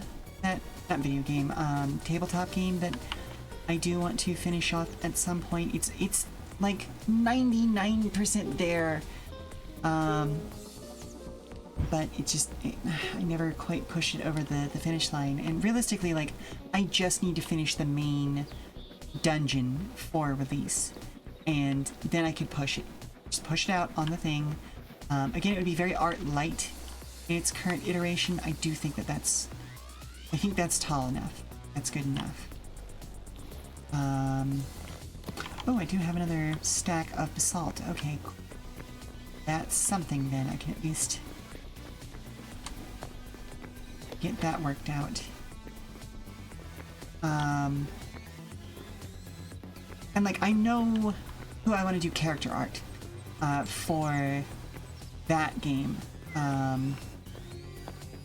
All of y'all probably know, well, actually I don't know, because we haven't really done very much TTRPG content here over the last year or so. But friend of the channel, Nathan Blades, also known as the Neon Caster, is a very, very cool visual artist and TTRPG designer themselves. They have a new game, City of Espers, that's going to be crowdfunding next month. And if you look for City of Espers on YouTube, you may even recognize a certain goblin mom in the demonstration video for the system, playing a character. And we're actually going to be doing more episodes of that, or at least one more episode of that, for the upcoming crowdfunding run. What's up, buddy? Are you confused? That's the first time I've ever seen one of the Skelemen actually look confused. That's very interesting. I wonder what's up with him. Huh. Okay, so I do need more stone, and I'm gonna need more basalt to fill this out. So it looks like the next while is going to be digging. So let's head back to our main area and start that process.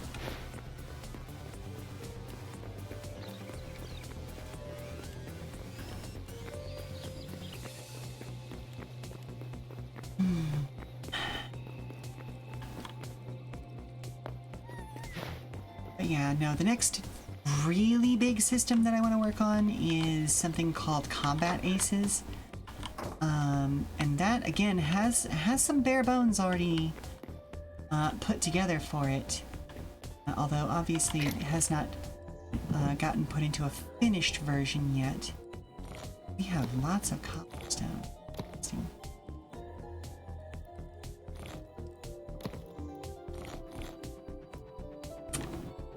You know what? I'm gonna take all of this and just convert it over.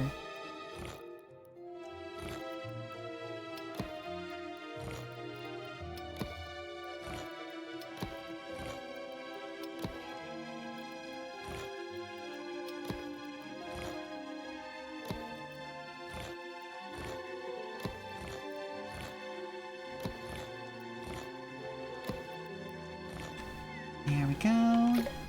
Ooh, that's another big thing that this game has over Minecraft is the fact that you can so freely convert your resources like that. Okay, so I'm definitely going down there to get more cobblestone. I definitely also need to get some more basalt. Ooh, I am gonna leave those in there for now. Let's get a pile of dirt or two just to make sure that we can fill in any holes that we discover. Where's my tool chest? There's my tool chest. So let's grab the adamantine pickaxe, copper pickaxe, and working thorium pickaxe. So I'm gonna drop those there. And then we're gonna see what we can find.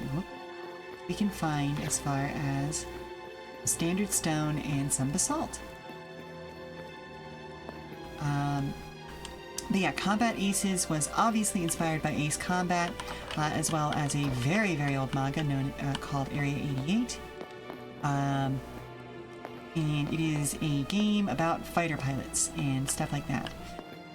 It was also inspired by, oh goodness gracious, what is it called? It is a much more World War I aesthetic, Flying Circus. TTRPG that I love the idea of it, and the way that it was executed doesn't give me the good brain juice, if that makes sense. It is very good at doing what it's doing, don't get me wrong. And of all of the TTRPGs that claim to be Ghibli-esque, excuse me, I'm still trying to get used to the proper pronunciation of that word. I've been saying it most of my life.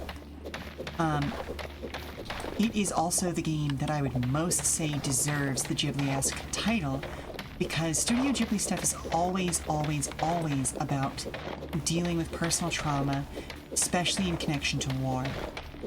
And whereas other games have the aesthetic of Studio Ghibli works, Flying Circus actually understands that fact, and exists in a post-apocalyptic world in which war has, destroyed people's lives and livelihood, and uses the central mechanics of being a sort of mercenary plane squadron to explore that.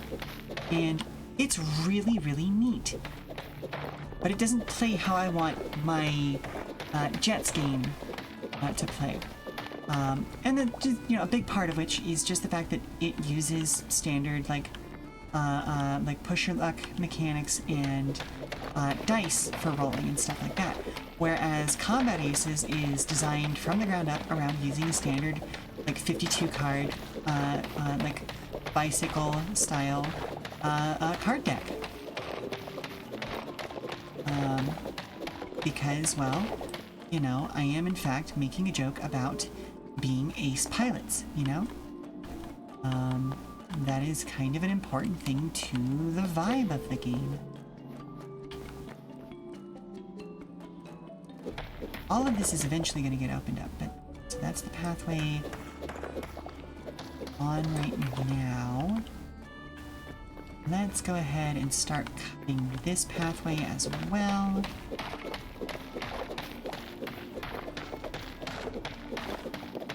Almost certainly discover that same boom.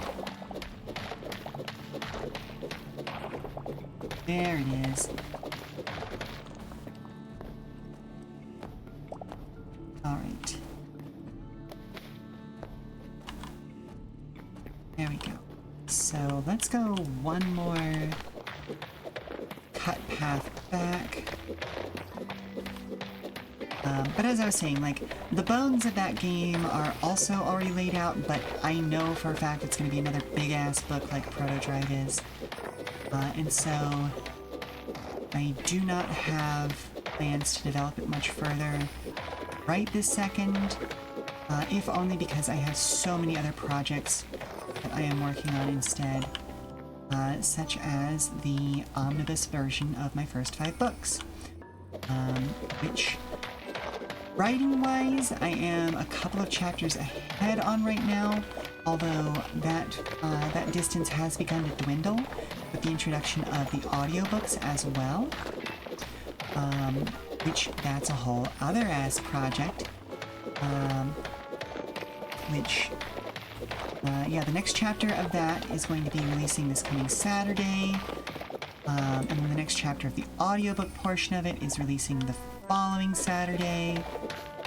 It's a little embarrassing because, like, technically speaking, the written chapter should have released this past Saturday, since that was the first Saturday of the month, but whoops, my schedule got a little knocked out of whack because the first Saturday of August ended up being literally the first day of August, and so I was not prepped to release stuff this past weekend, and oops, here we go, you know? Things happen, these things happen. I'm very thankful for my readers who are very kind about the whole situation. But yeah. So let's see, tomorrow I'm going, like, I've already done a couple of dry run read-throughs of this next chapter's audiobook, and it's in the right shape to become an audiobook already, but I have not started recording for it yet. I'm going to be starting those recordings tomorrow.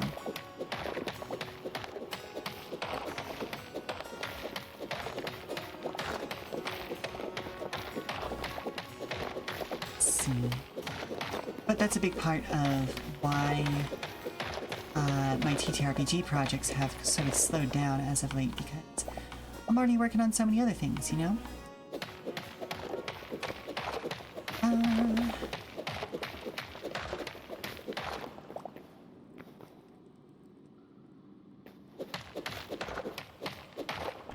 So that horizontal cut is good. So we're 1, 2, 3, 4 torches deep in this wall.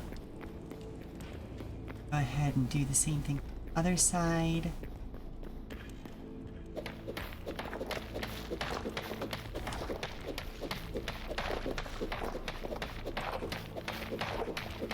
But yeah, I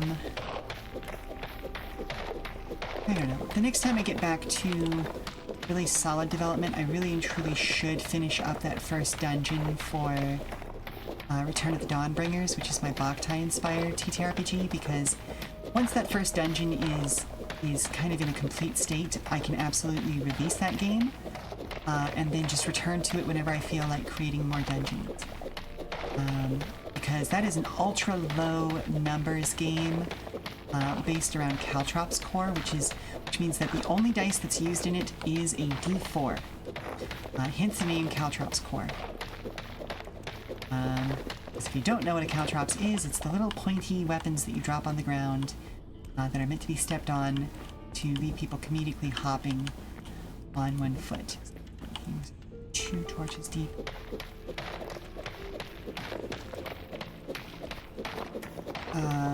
Let's see. And then, yeah, Combat Aces is going to be a whole to-do. That, again, I'm going to have to absolutely commission artist or two to do images for, just so I have, like, individual identities for each of the planes.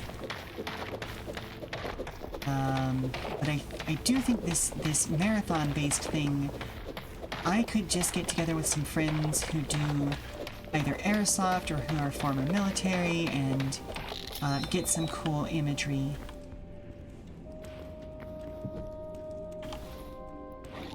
To work with for that.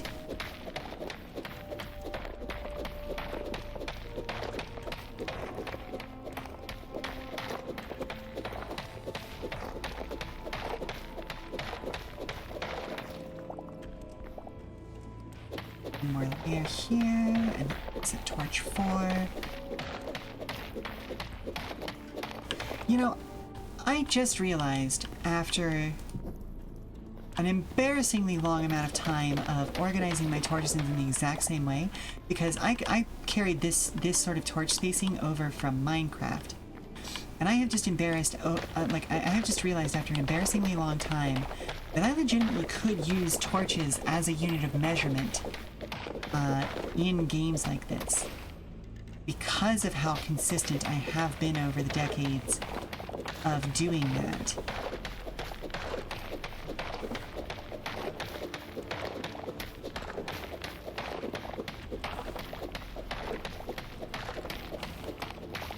Because like right now, I am in fact 4 torches deep into the wall. Hello, Circuit. How are you doing today? Hope you're doing well. We are having a fine Hytale Tuesday today, and I am just kind of rambling at this point. In this case, today's ramble is about TTRPG projects that I wish I had the energy to continue in a more regular manner.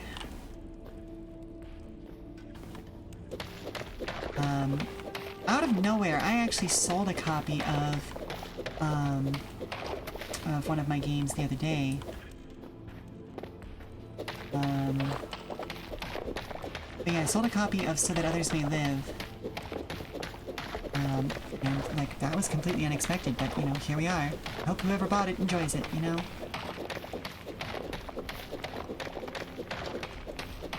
Because that little game was absolutely just a little labor of love. Something that was a kind of a gift for my friend who helped me make Proto Drive, because he has an obsession with like search and rescue teams. And so we got together and we were like, hey, let's make a super low page count game about being search and rescue workers. And so we did that, and we made it, and it's a good game. I'm gonna jump this gap, yump.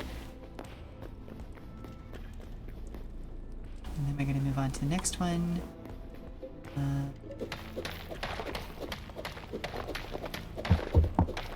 Hey Mom, look at this cool animal I found. It's an adorable little, oh no. Can I keep it? No, no, sweetie, no. We're gonna have to take that back outside. Right, give me just a second. Think of a few cool fun facts you can teach me about it. Let's get this finished out. At least this, cross section.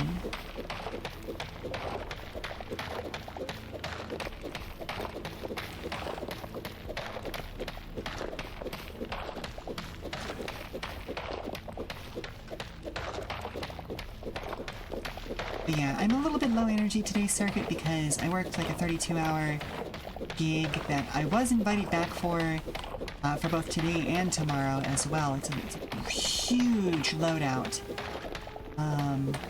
But I am trying to treat myself right and respect that I have limitations that perhaps I did not once have. And give myself some time to recover, you know? Plus I wanted to stream for everybody today, and tomorrow I absolutely need to do some voice recording. Uh-oh. I miscounted. Oh yeah, I absolutely miscounted. Doot. Doot doot. Okay, there we go.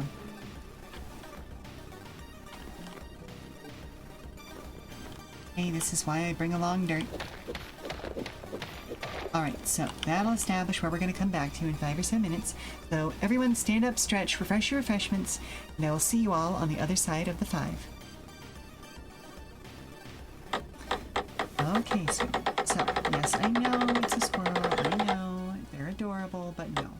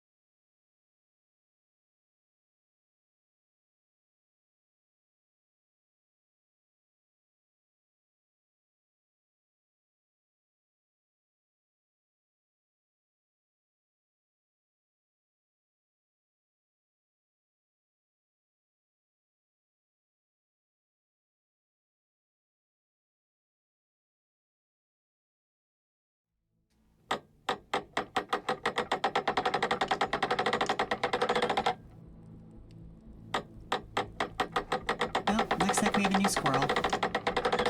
It's fine. It's fine.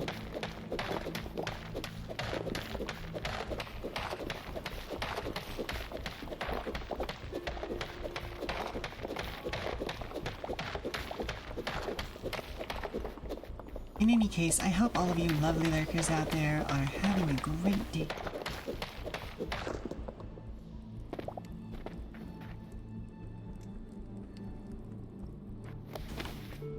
Let's see.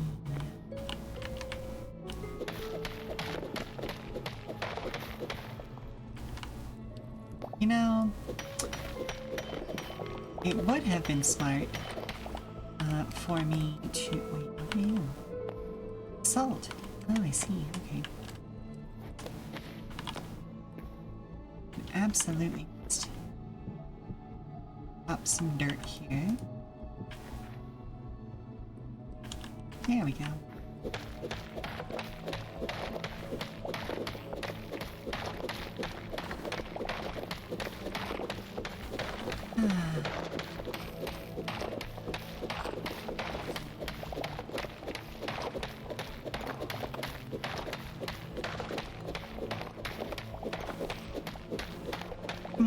Okay, so, I've talked about this a little bit with a friend through Discord, but if you're a fan of Uma Musume, I have something, like I have an idea for a fan fiction that is not about any of the characters that are directly from the Uma Musume game, but a fan fiction for what would essentially be a soap opera within the Uma Musume universe, okay? So,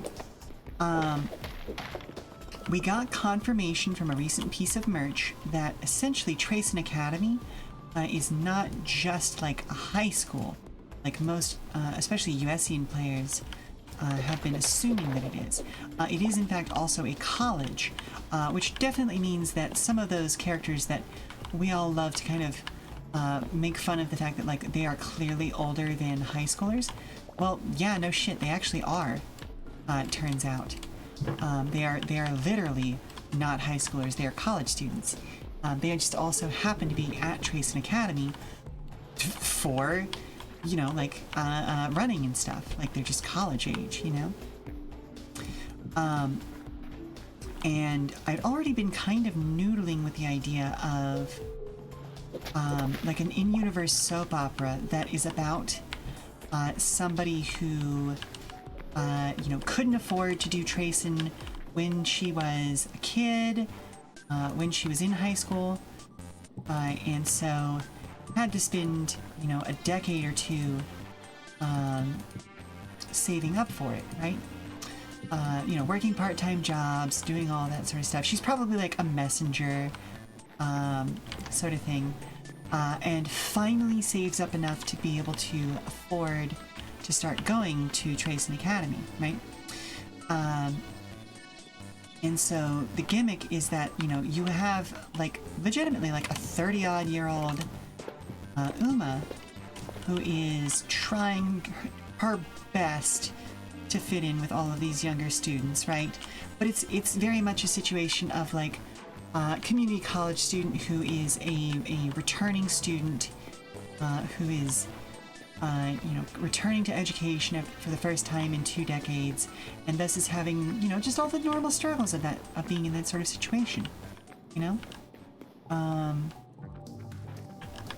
And you know, this gives us the opportunity for the wonderful torrid affairs that happen in the Uma Musume fandom, but like in a socially acceptable way, you know, because like, well, you know, it wouldn't be appropriate for a trainer to get with like a 16-year-old, for instance, but a 37-year-old? You know, like, but there's still the social construct of like, but they're a student, but she's a student. Oh my god, you can't get with a student. Like, but she's a whole ass woman. You know what I mean? And so like, it's like I said, very soap opera drama nonsense, and I think it would be fun. It is so far outside of my normal writing range that I don't know if I'm ever actually going to write it. But I think it could be fun, you know?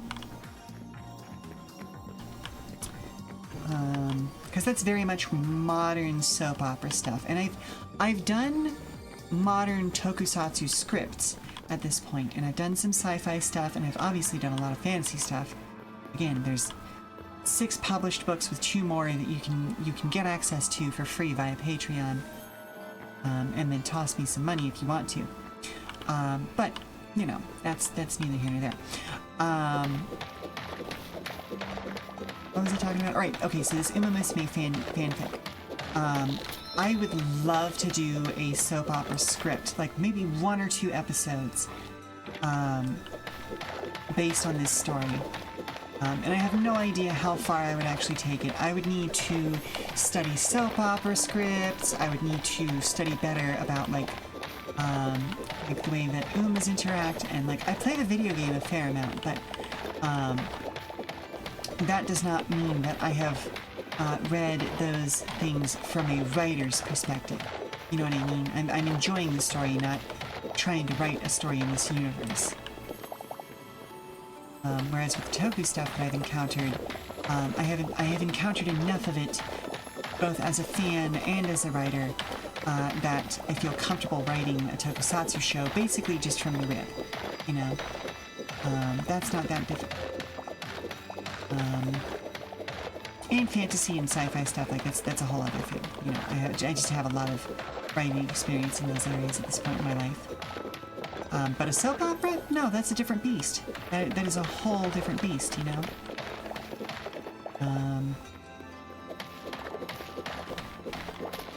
So I don't know. If anybody has a soap opera that they enjoy that is like in the medical genre or like the college genre or something like that, maybe that's something I could look into.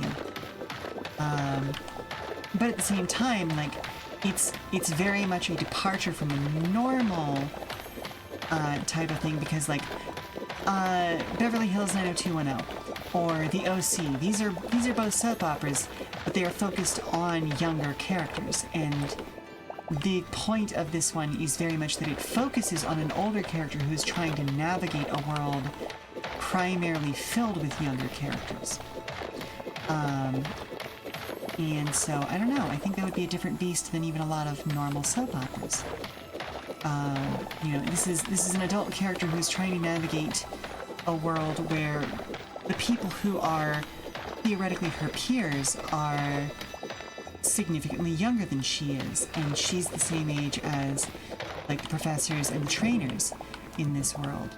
And so that comes with some weirdness as far as social dynamics are concerned. Because, well, again, you know, like, what does romance with a trainer look like when you are the same age as that trainer? You know? Can you navigate that? Is that more allowable because there isn't the problematic age gap that would exist normally in those circumstances? Or is the fact that this person is still your trainer still a problem? Because, you know, like it's, and that kind of gets into, like this, you know, how allowable is it to have romantic encounters with a trainer for like a normal sports person? You know, like I know that there's always drama when those sorts of relationships strike up because, well, this is somebody who has a professional responsibility for you, and so therefore, you know, is this allowable? Is this something that you can navigate successfully? What happens if the relationship showers, but they're still getting you the good results as far as your professional experience is concerned? I think that would be a fun thing to explore, you know? Yeah. Because soap operas ultimately are all about the relationships that we build. And I think it would even be a fun way of exploring, like, some of the relationships between, like, this person and another student. What happens when you are an older student who a younger student, you know, gets an obsession with? Or, like, you know, developing friendships. How included can you actually be in an age-diverse group? Because, and, like, this is one of those things where, like, in the workplace, it's easy to develop work friendships that work that way. But when you are in a school situation or a college situation, that is harder to navigate because, like, this is a group of people who is supposed to be your peers, and it's one thing in college if you've got, like, 3 or 4, 8 years of difference between yourself and the rest of your peers. Like, that's not too bad. That's not too bad. But when it's, like, 10 years? 20 years? What are those friendships like?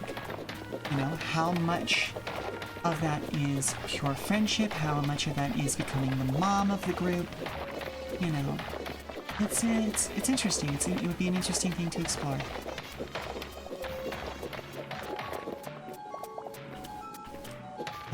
And I have very much, like, some of this would also, for me, come from lived experience because, like, you know, whenever I go into some of these union gigs that I'm working with, I have groups that I very much fall into with. But it's very, very hard to turn off that mom side, you know? As well as the educator side. Like, I want to teach people. I want to teach them how to be better at tech work. All of that sort of fun stuff.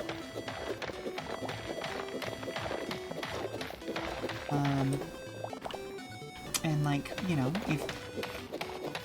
for instance, on yesterday's job, there was a moment where I absolutely was like, I have to be the mom right now.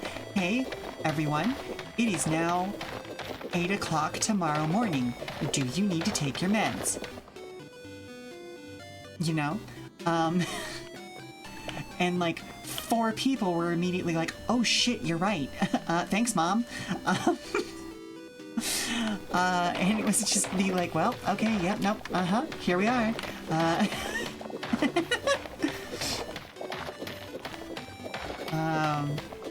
Just, yep.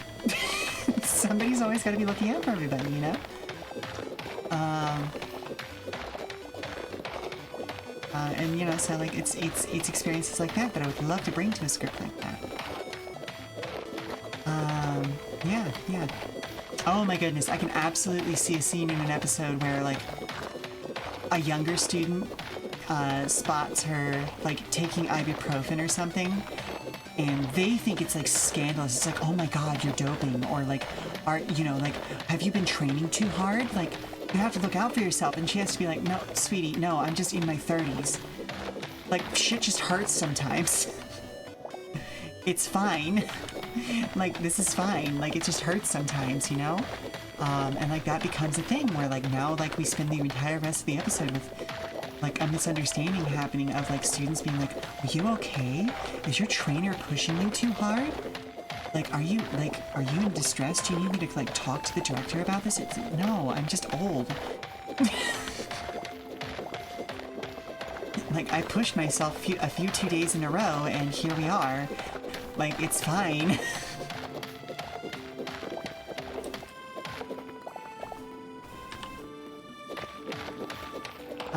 Yeah, I think that would be fun, you know? Well, just like with Kasetizer, I already have, the entire season's story arc planned out, actually. Not like on an episode-to-episode basis, but in terms of, like, the main story arcs.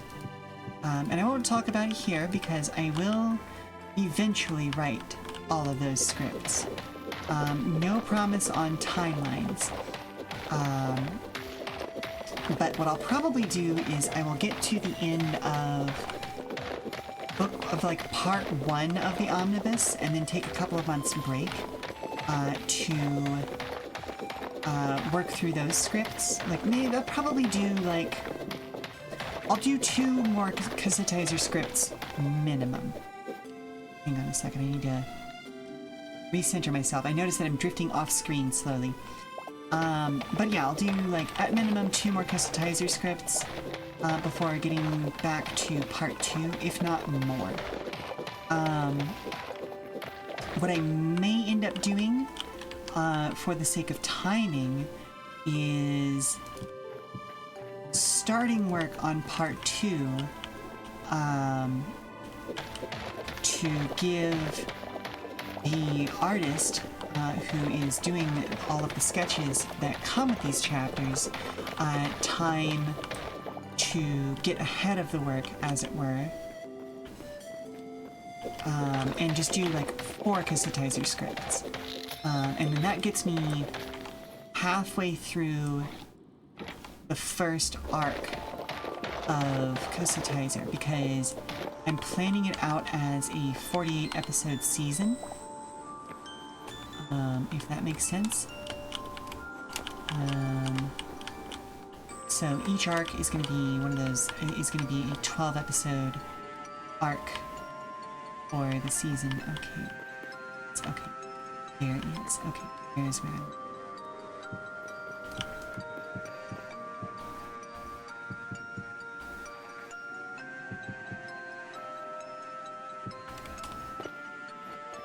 Up.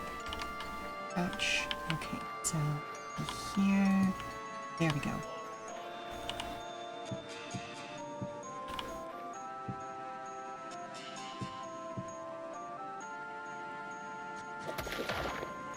There we go. Okay.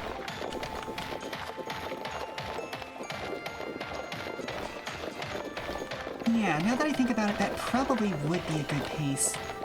Just for myself as well, because it allows me to break out of any sort of rut that might develop as well. Because I know myself, and if I spend too much time working on exactly the same project in a row, I'll put myself in a rut, and I'll lose some of the creative spark. So yeah, now that I think about it, that would be a great way of sure that that get too bad.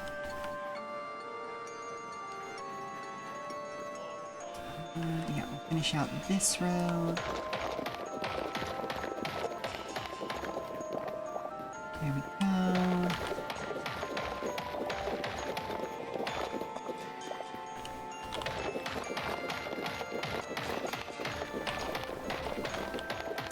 Which means I need... Oh goodness. So the first book, or what used to be the first book, I hadn't established exactly how many chapters I wanted to do in a given book at that point. And now I have, where I typically keep it to between 8 and 9 chapters per book. And up. And it's sort of dependent on the book itself as to how many chapters it gets, but like, I'm also doing a lot more work with like prologues and stuff now too. And even epilogues every once in a while. My writing process has changed a lot over the years, I'm realizing. And that's a good thing. That means that I am a better writer now. I know how to structure my stories better. And yeah, just overall improving my craft, you know? I'm still not sure if I'm going to truncate some of the chapters in this first book. I know I turned what was originally chapter 1 into a prologue, so that's already a big change. And what I may do is I may turn the last chapter into an epilogue, because if I recall correctly, the last chapter basically already was an epilogue. I just didn't call it that back in the day. But I'll cross that bridge when I get there, and that may bring this book into line with what I'm currently doing as far as chapter counts go. And I'm pretty sure I started doing my current plan for chapter counts with book 2 originally.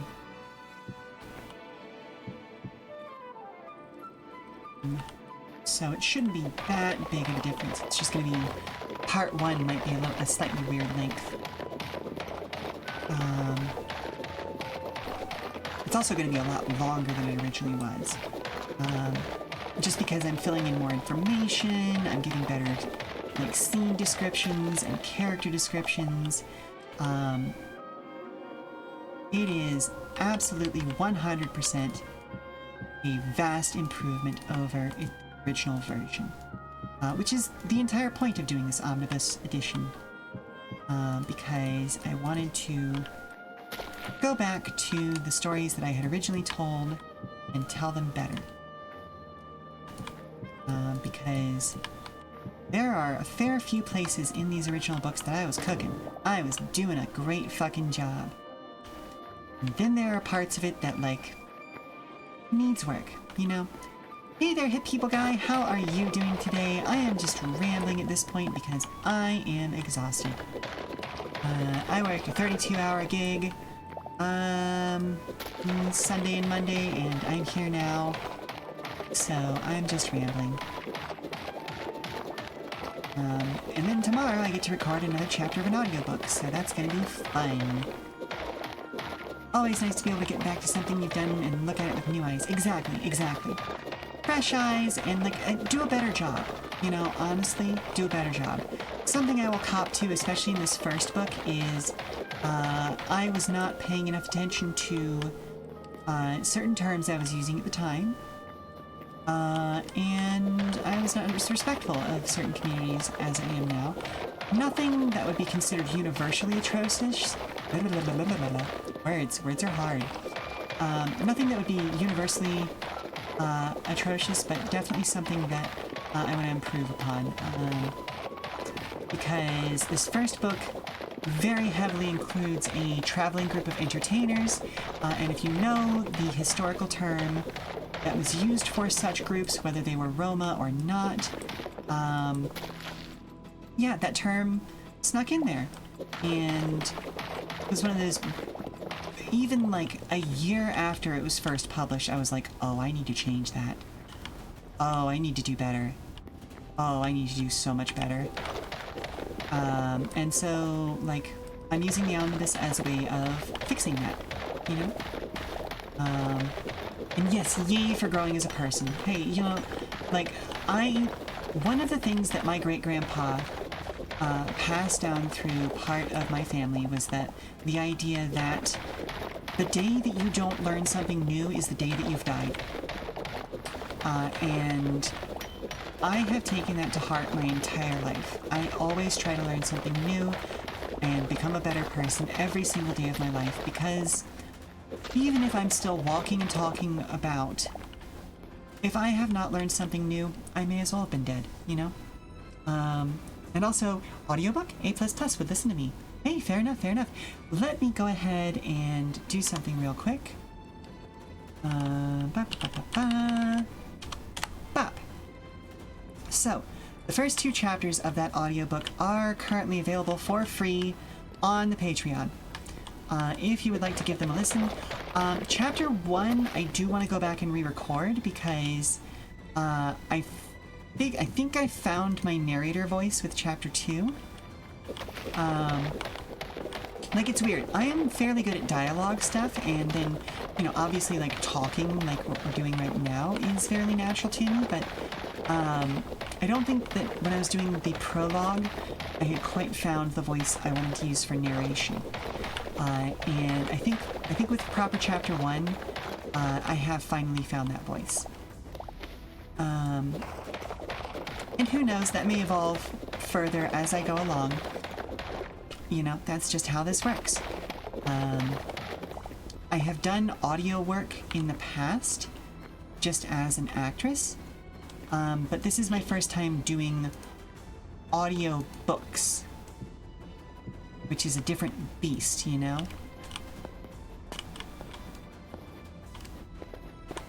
Come on, let me up, thank you. Go, okay, we've got that filled in. Booped and added, looking forward to checking it out.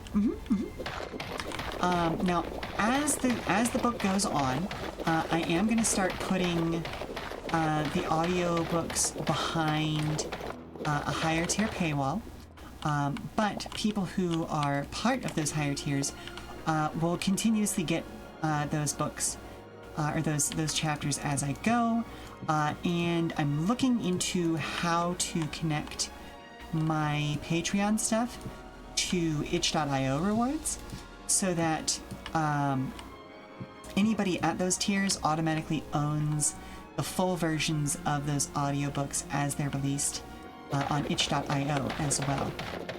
Because one of the things that I am trying to be as forward about as possible is that I may re-record the audiobooks later, once I get proper editing done on all of the chapters.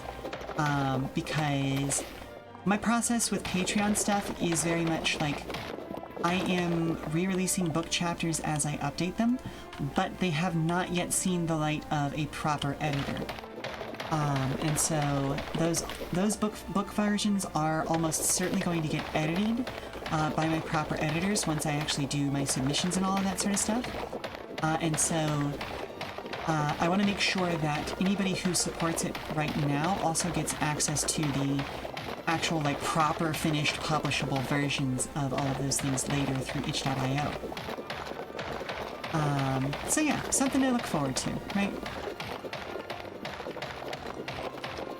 And what I may do is, for the audiobooks, I may release them as, like, I think I'm going to keep those first two are definitely always going to be free. So the prologue in chapter 1, absolutely going to remain free for everyone forever.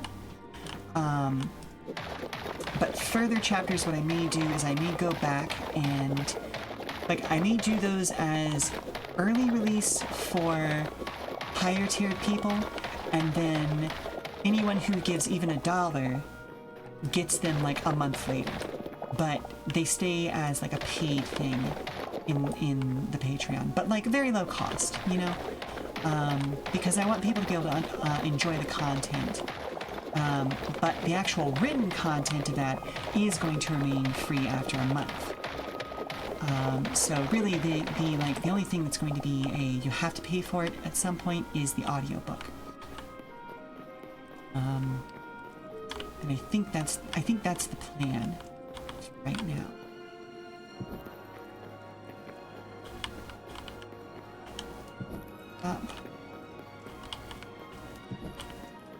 But I don't know. We'll figure it out with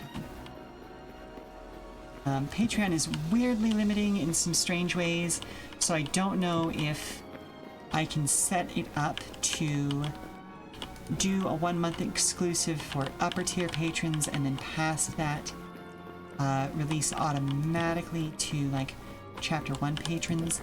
I'm also, and I haven't announced this officially yet, but I will be on this upcoming Patreon post. I will be eliminating a couple of tiers for the Patreon, specifically because nobody's sitting in like the 2nd tier or the 4th tier. They don't have enough about them right now to differentiate them from other tiers. And on that fact, I also do need to update the actual rewards for those tiers. Because, for instance, I have not been doing battle maps in a very, very long time. I used to do battle maps as a reward for certain tiers as well. And just, I haven't been doing those for years. Because it didn't seem like they were particularly popular. Like, I wasn't getting a lot of engagements on those posts. And then I also wasn't running TTRPGs for a long time. So a lot of my inspiration for doing battle maps just kind of went out the window, you know?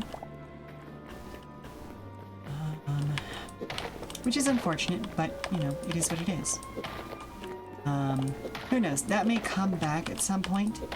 Simply because, well, I am actually doing TTRPG stuff again.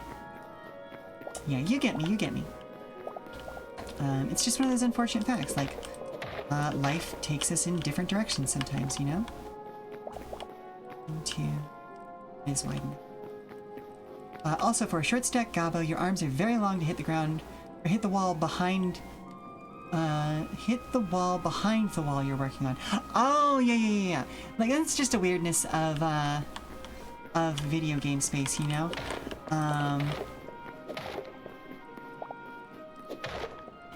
It's one of those things. I do at some point hope that I can be the correct height in this game, though. We've looked at several different mods for the server to do stuff like that. Like, we've got like a mermaid mod that allows our siren and our merman to be mermaids if they want to. Or merfolk, I should say. But the height mods are not stable currently. There was one that looked kind of promising, but it didn't end up working out. It had some interactions, a different mod that made it ill-advised. But yeah, currently, this is my in-game model. Just, you know, the regular, like, roughly 6 foot tall. But I'm hopeful, right?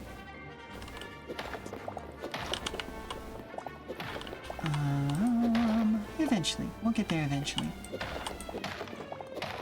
Bop. Bop, bop. Bop, and bop. 2 Sheilas in a trench coat. Yeah, right? Right?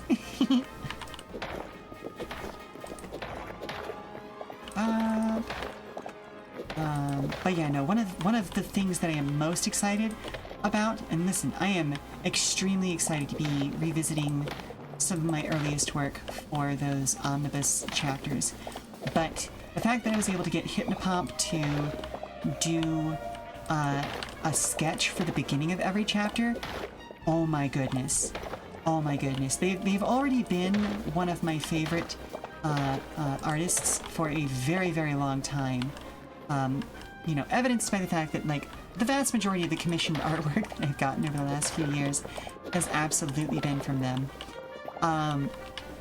But the fact that I'm able to work with them to do these sketches for the beginning of each chapter, to just kind of, like, show you a little, like, snippet of the chapter ahead of time is so amazing. And yeah, that's part of the reason why I was talking about, like, some of the scheduling stuff earlier, is that, like, it's partly to prevent myself from getting burnt out on these, but also to give them enough time to make sure that they don't burn out on the work that we're doing together. And yeah, no, it's just, oh, it's such an honor to work with them. So nice. Plus it gives the book a little bit more visual identity, you know?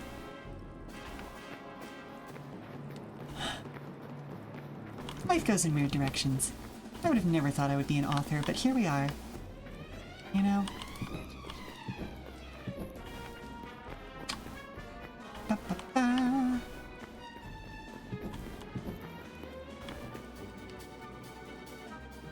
Let's see. Okay, so it's on this row, which means I just need to fill this in anyway, because I don't want monsters spawning in the ceiling at some point. Bonk. And bonk. Oh, that's not the correct row. That's not the correct row at all. I have made a mistake. Mistake even.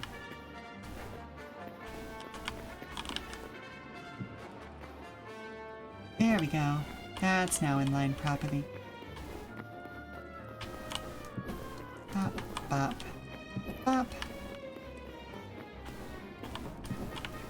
But yeah, the illustration for this upcoming chapter is absolutely adorable, and I am so happy because, okay, so when I work with Hypna, basically they get the next chapter almost a month ahead of everybody else, and I give them free reign to draw whatever moment captures their attention the most.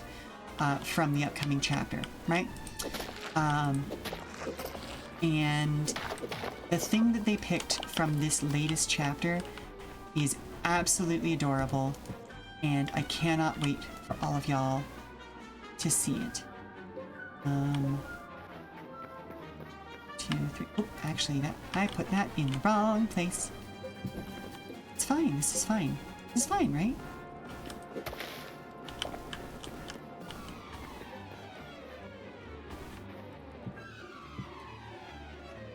Do I have another? Oh no, I'm out of dirt. Okay. A problem hath occurred. Uh-oh. Okay, okay.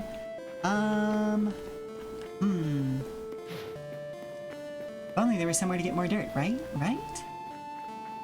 The unfortunate part of that is that does mean that I'm gonna have to run back across to my main storage area. Let's see.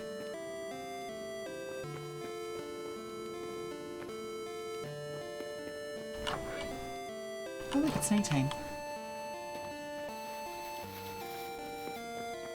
I think I have enough cobblestone right now to do what needs to be done, but I do still need to get basalt.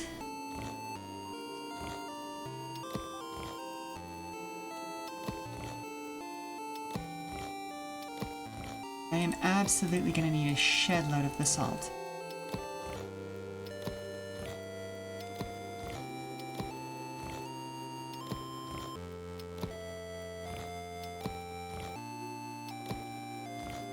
Oh, but I did just also notice that my amazing adamantine pickaxe is also about to break.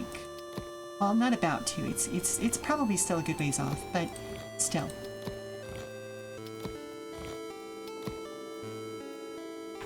It's closer to breaking than I would like it to be.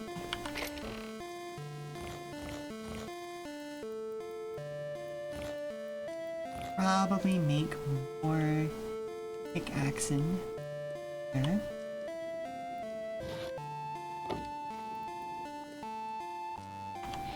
So let's go ahead and toss this into the furnace. I'll recycle the 3 copper pickaxes I was already carrying. A little more copper out of those.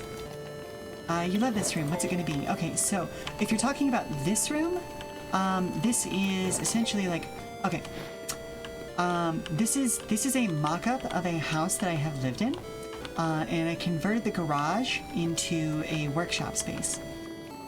Or were you talking about the big old empty room downstairs where I was just harvesting cobblestone? Because that's just a strip mine. The room down below where you were working. Oh, okay, yeah, no, that's just a strip mine. Yeah. That level is where I get my standard cobblestone. A level or 2 down is where I get basalt, and then way down at the bottom of that is where I get my volcanic stone.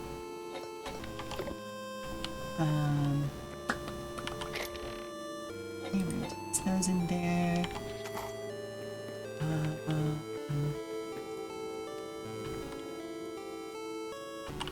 Oh, you know what? Let me grab a couple of these petrified logs. And 2, 3.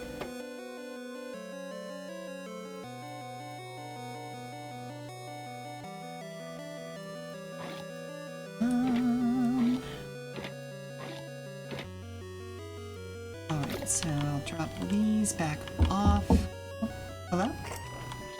Hey, what counts as hurt enough to go see Aunt Elena? Oh, sweetie, what happened? Oh, Well, I see. LaFerlin and I were playing in the forest, and I sort of rolled down a hill wrong. Oh, no, this is looking fine. Okay, it's gonna sting, but we are gonna have to sanitize it. But it's just a scrape. Looks bad, but it's not as bad as it looks like. Let's see. We're at about 3 p.m. now. I've been going for just under 3 hours. Normally, I would go for another 45 minutes, but this honestly feels like a good place to break off because, as I've mentioned a couple of times, I did do a 32-hour shift in a loadout over the course of Sunday and Monday. So I think I'm going to break it off here. I'll find a lovely place to send you all off to. But let's head back to the just chatting screen, shall we?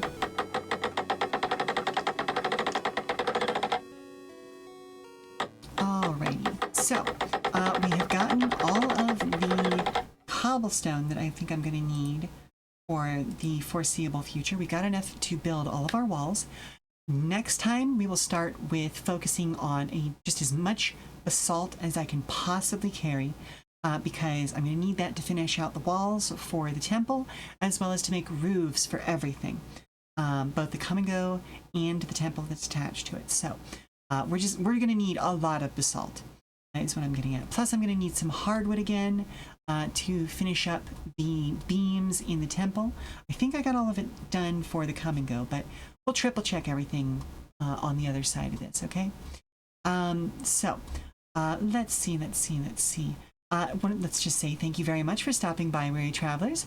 I hope you've enjoyed today's Hytale stream. I will be back on Friday, August 7th for more of Final Fantasy VII Rebirth. However, that stream will be starting later than usual and will probably also be shorter because I have an appointment that morning that I have to go to. I already set it off by like a month, so I just cannot miss it this time. I'll post about that once I know for sure exactly when I'll be doing that. So until then, for more information about future streams, keep an eye on our Blue Sky at Come and Go Tavern for announcements and daily check-ins from the Come and Go. I have been your hostess, Sheela Ornthalis, and if you need to prop your feet up for a little while longer, we've got some more entertainment coming up soon via a raid. So let's take a look at the menu, see who is currently online, why don't we? Let's see. It looks like... Let's pass the love on to Rosenthorn, who's playing Persona 4 right now. Let's see, how long has she been streaming for? Okay, she's been going on for about an hour, so she's absolutely got enough stream coming up. So, I will send you off to Rose. Y'all say hi, hello for me when you get there. Love you all. Thank you very much for being here, and I will see you next time. Bye! Bye, bye, bye, bye, bye! Mwah!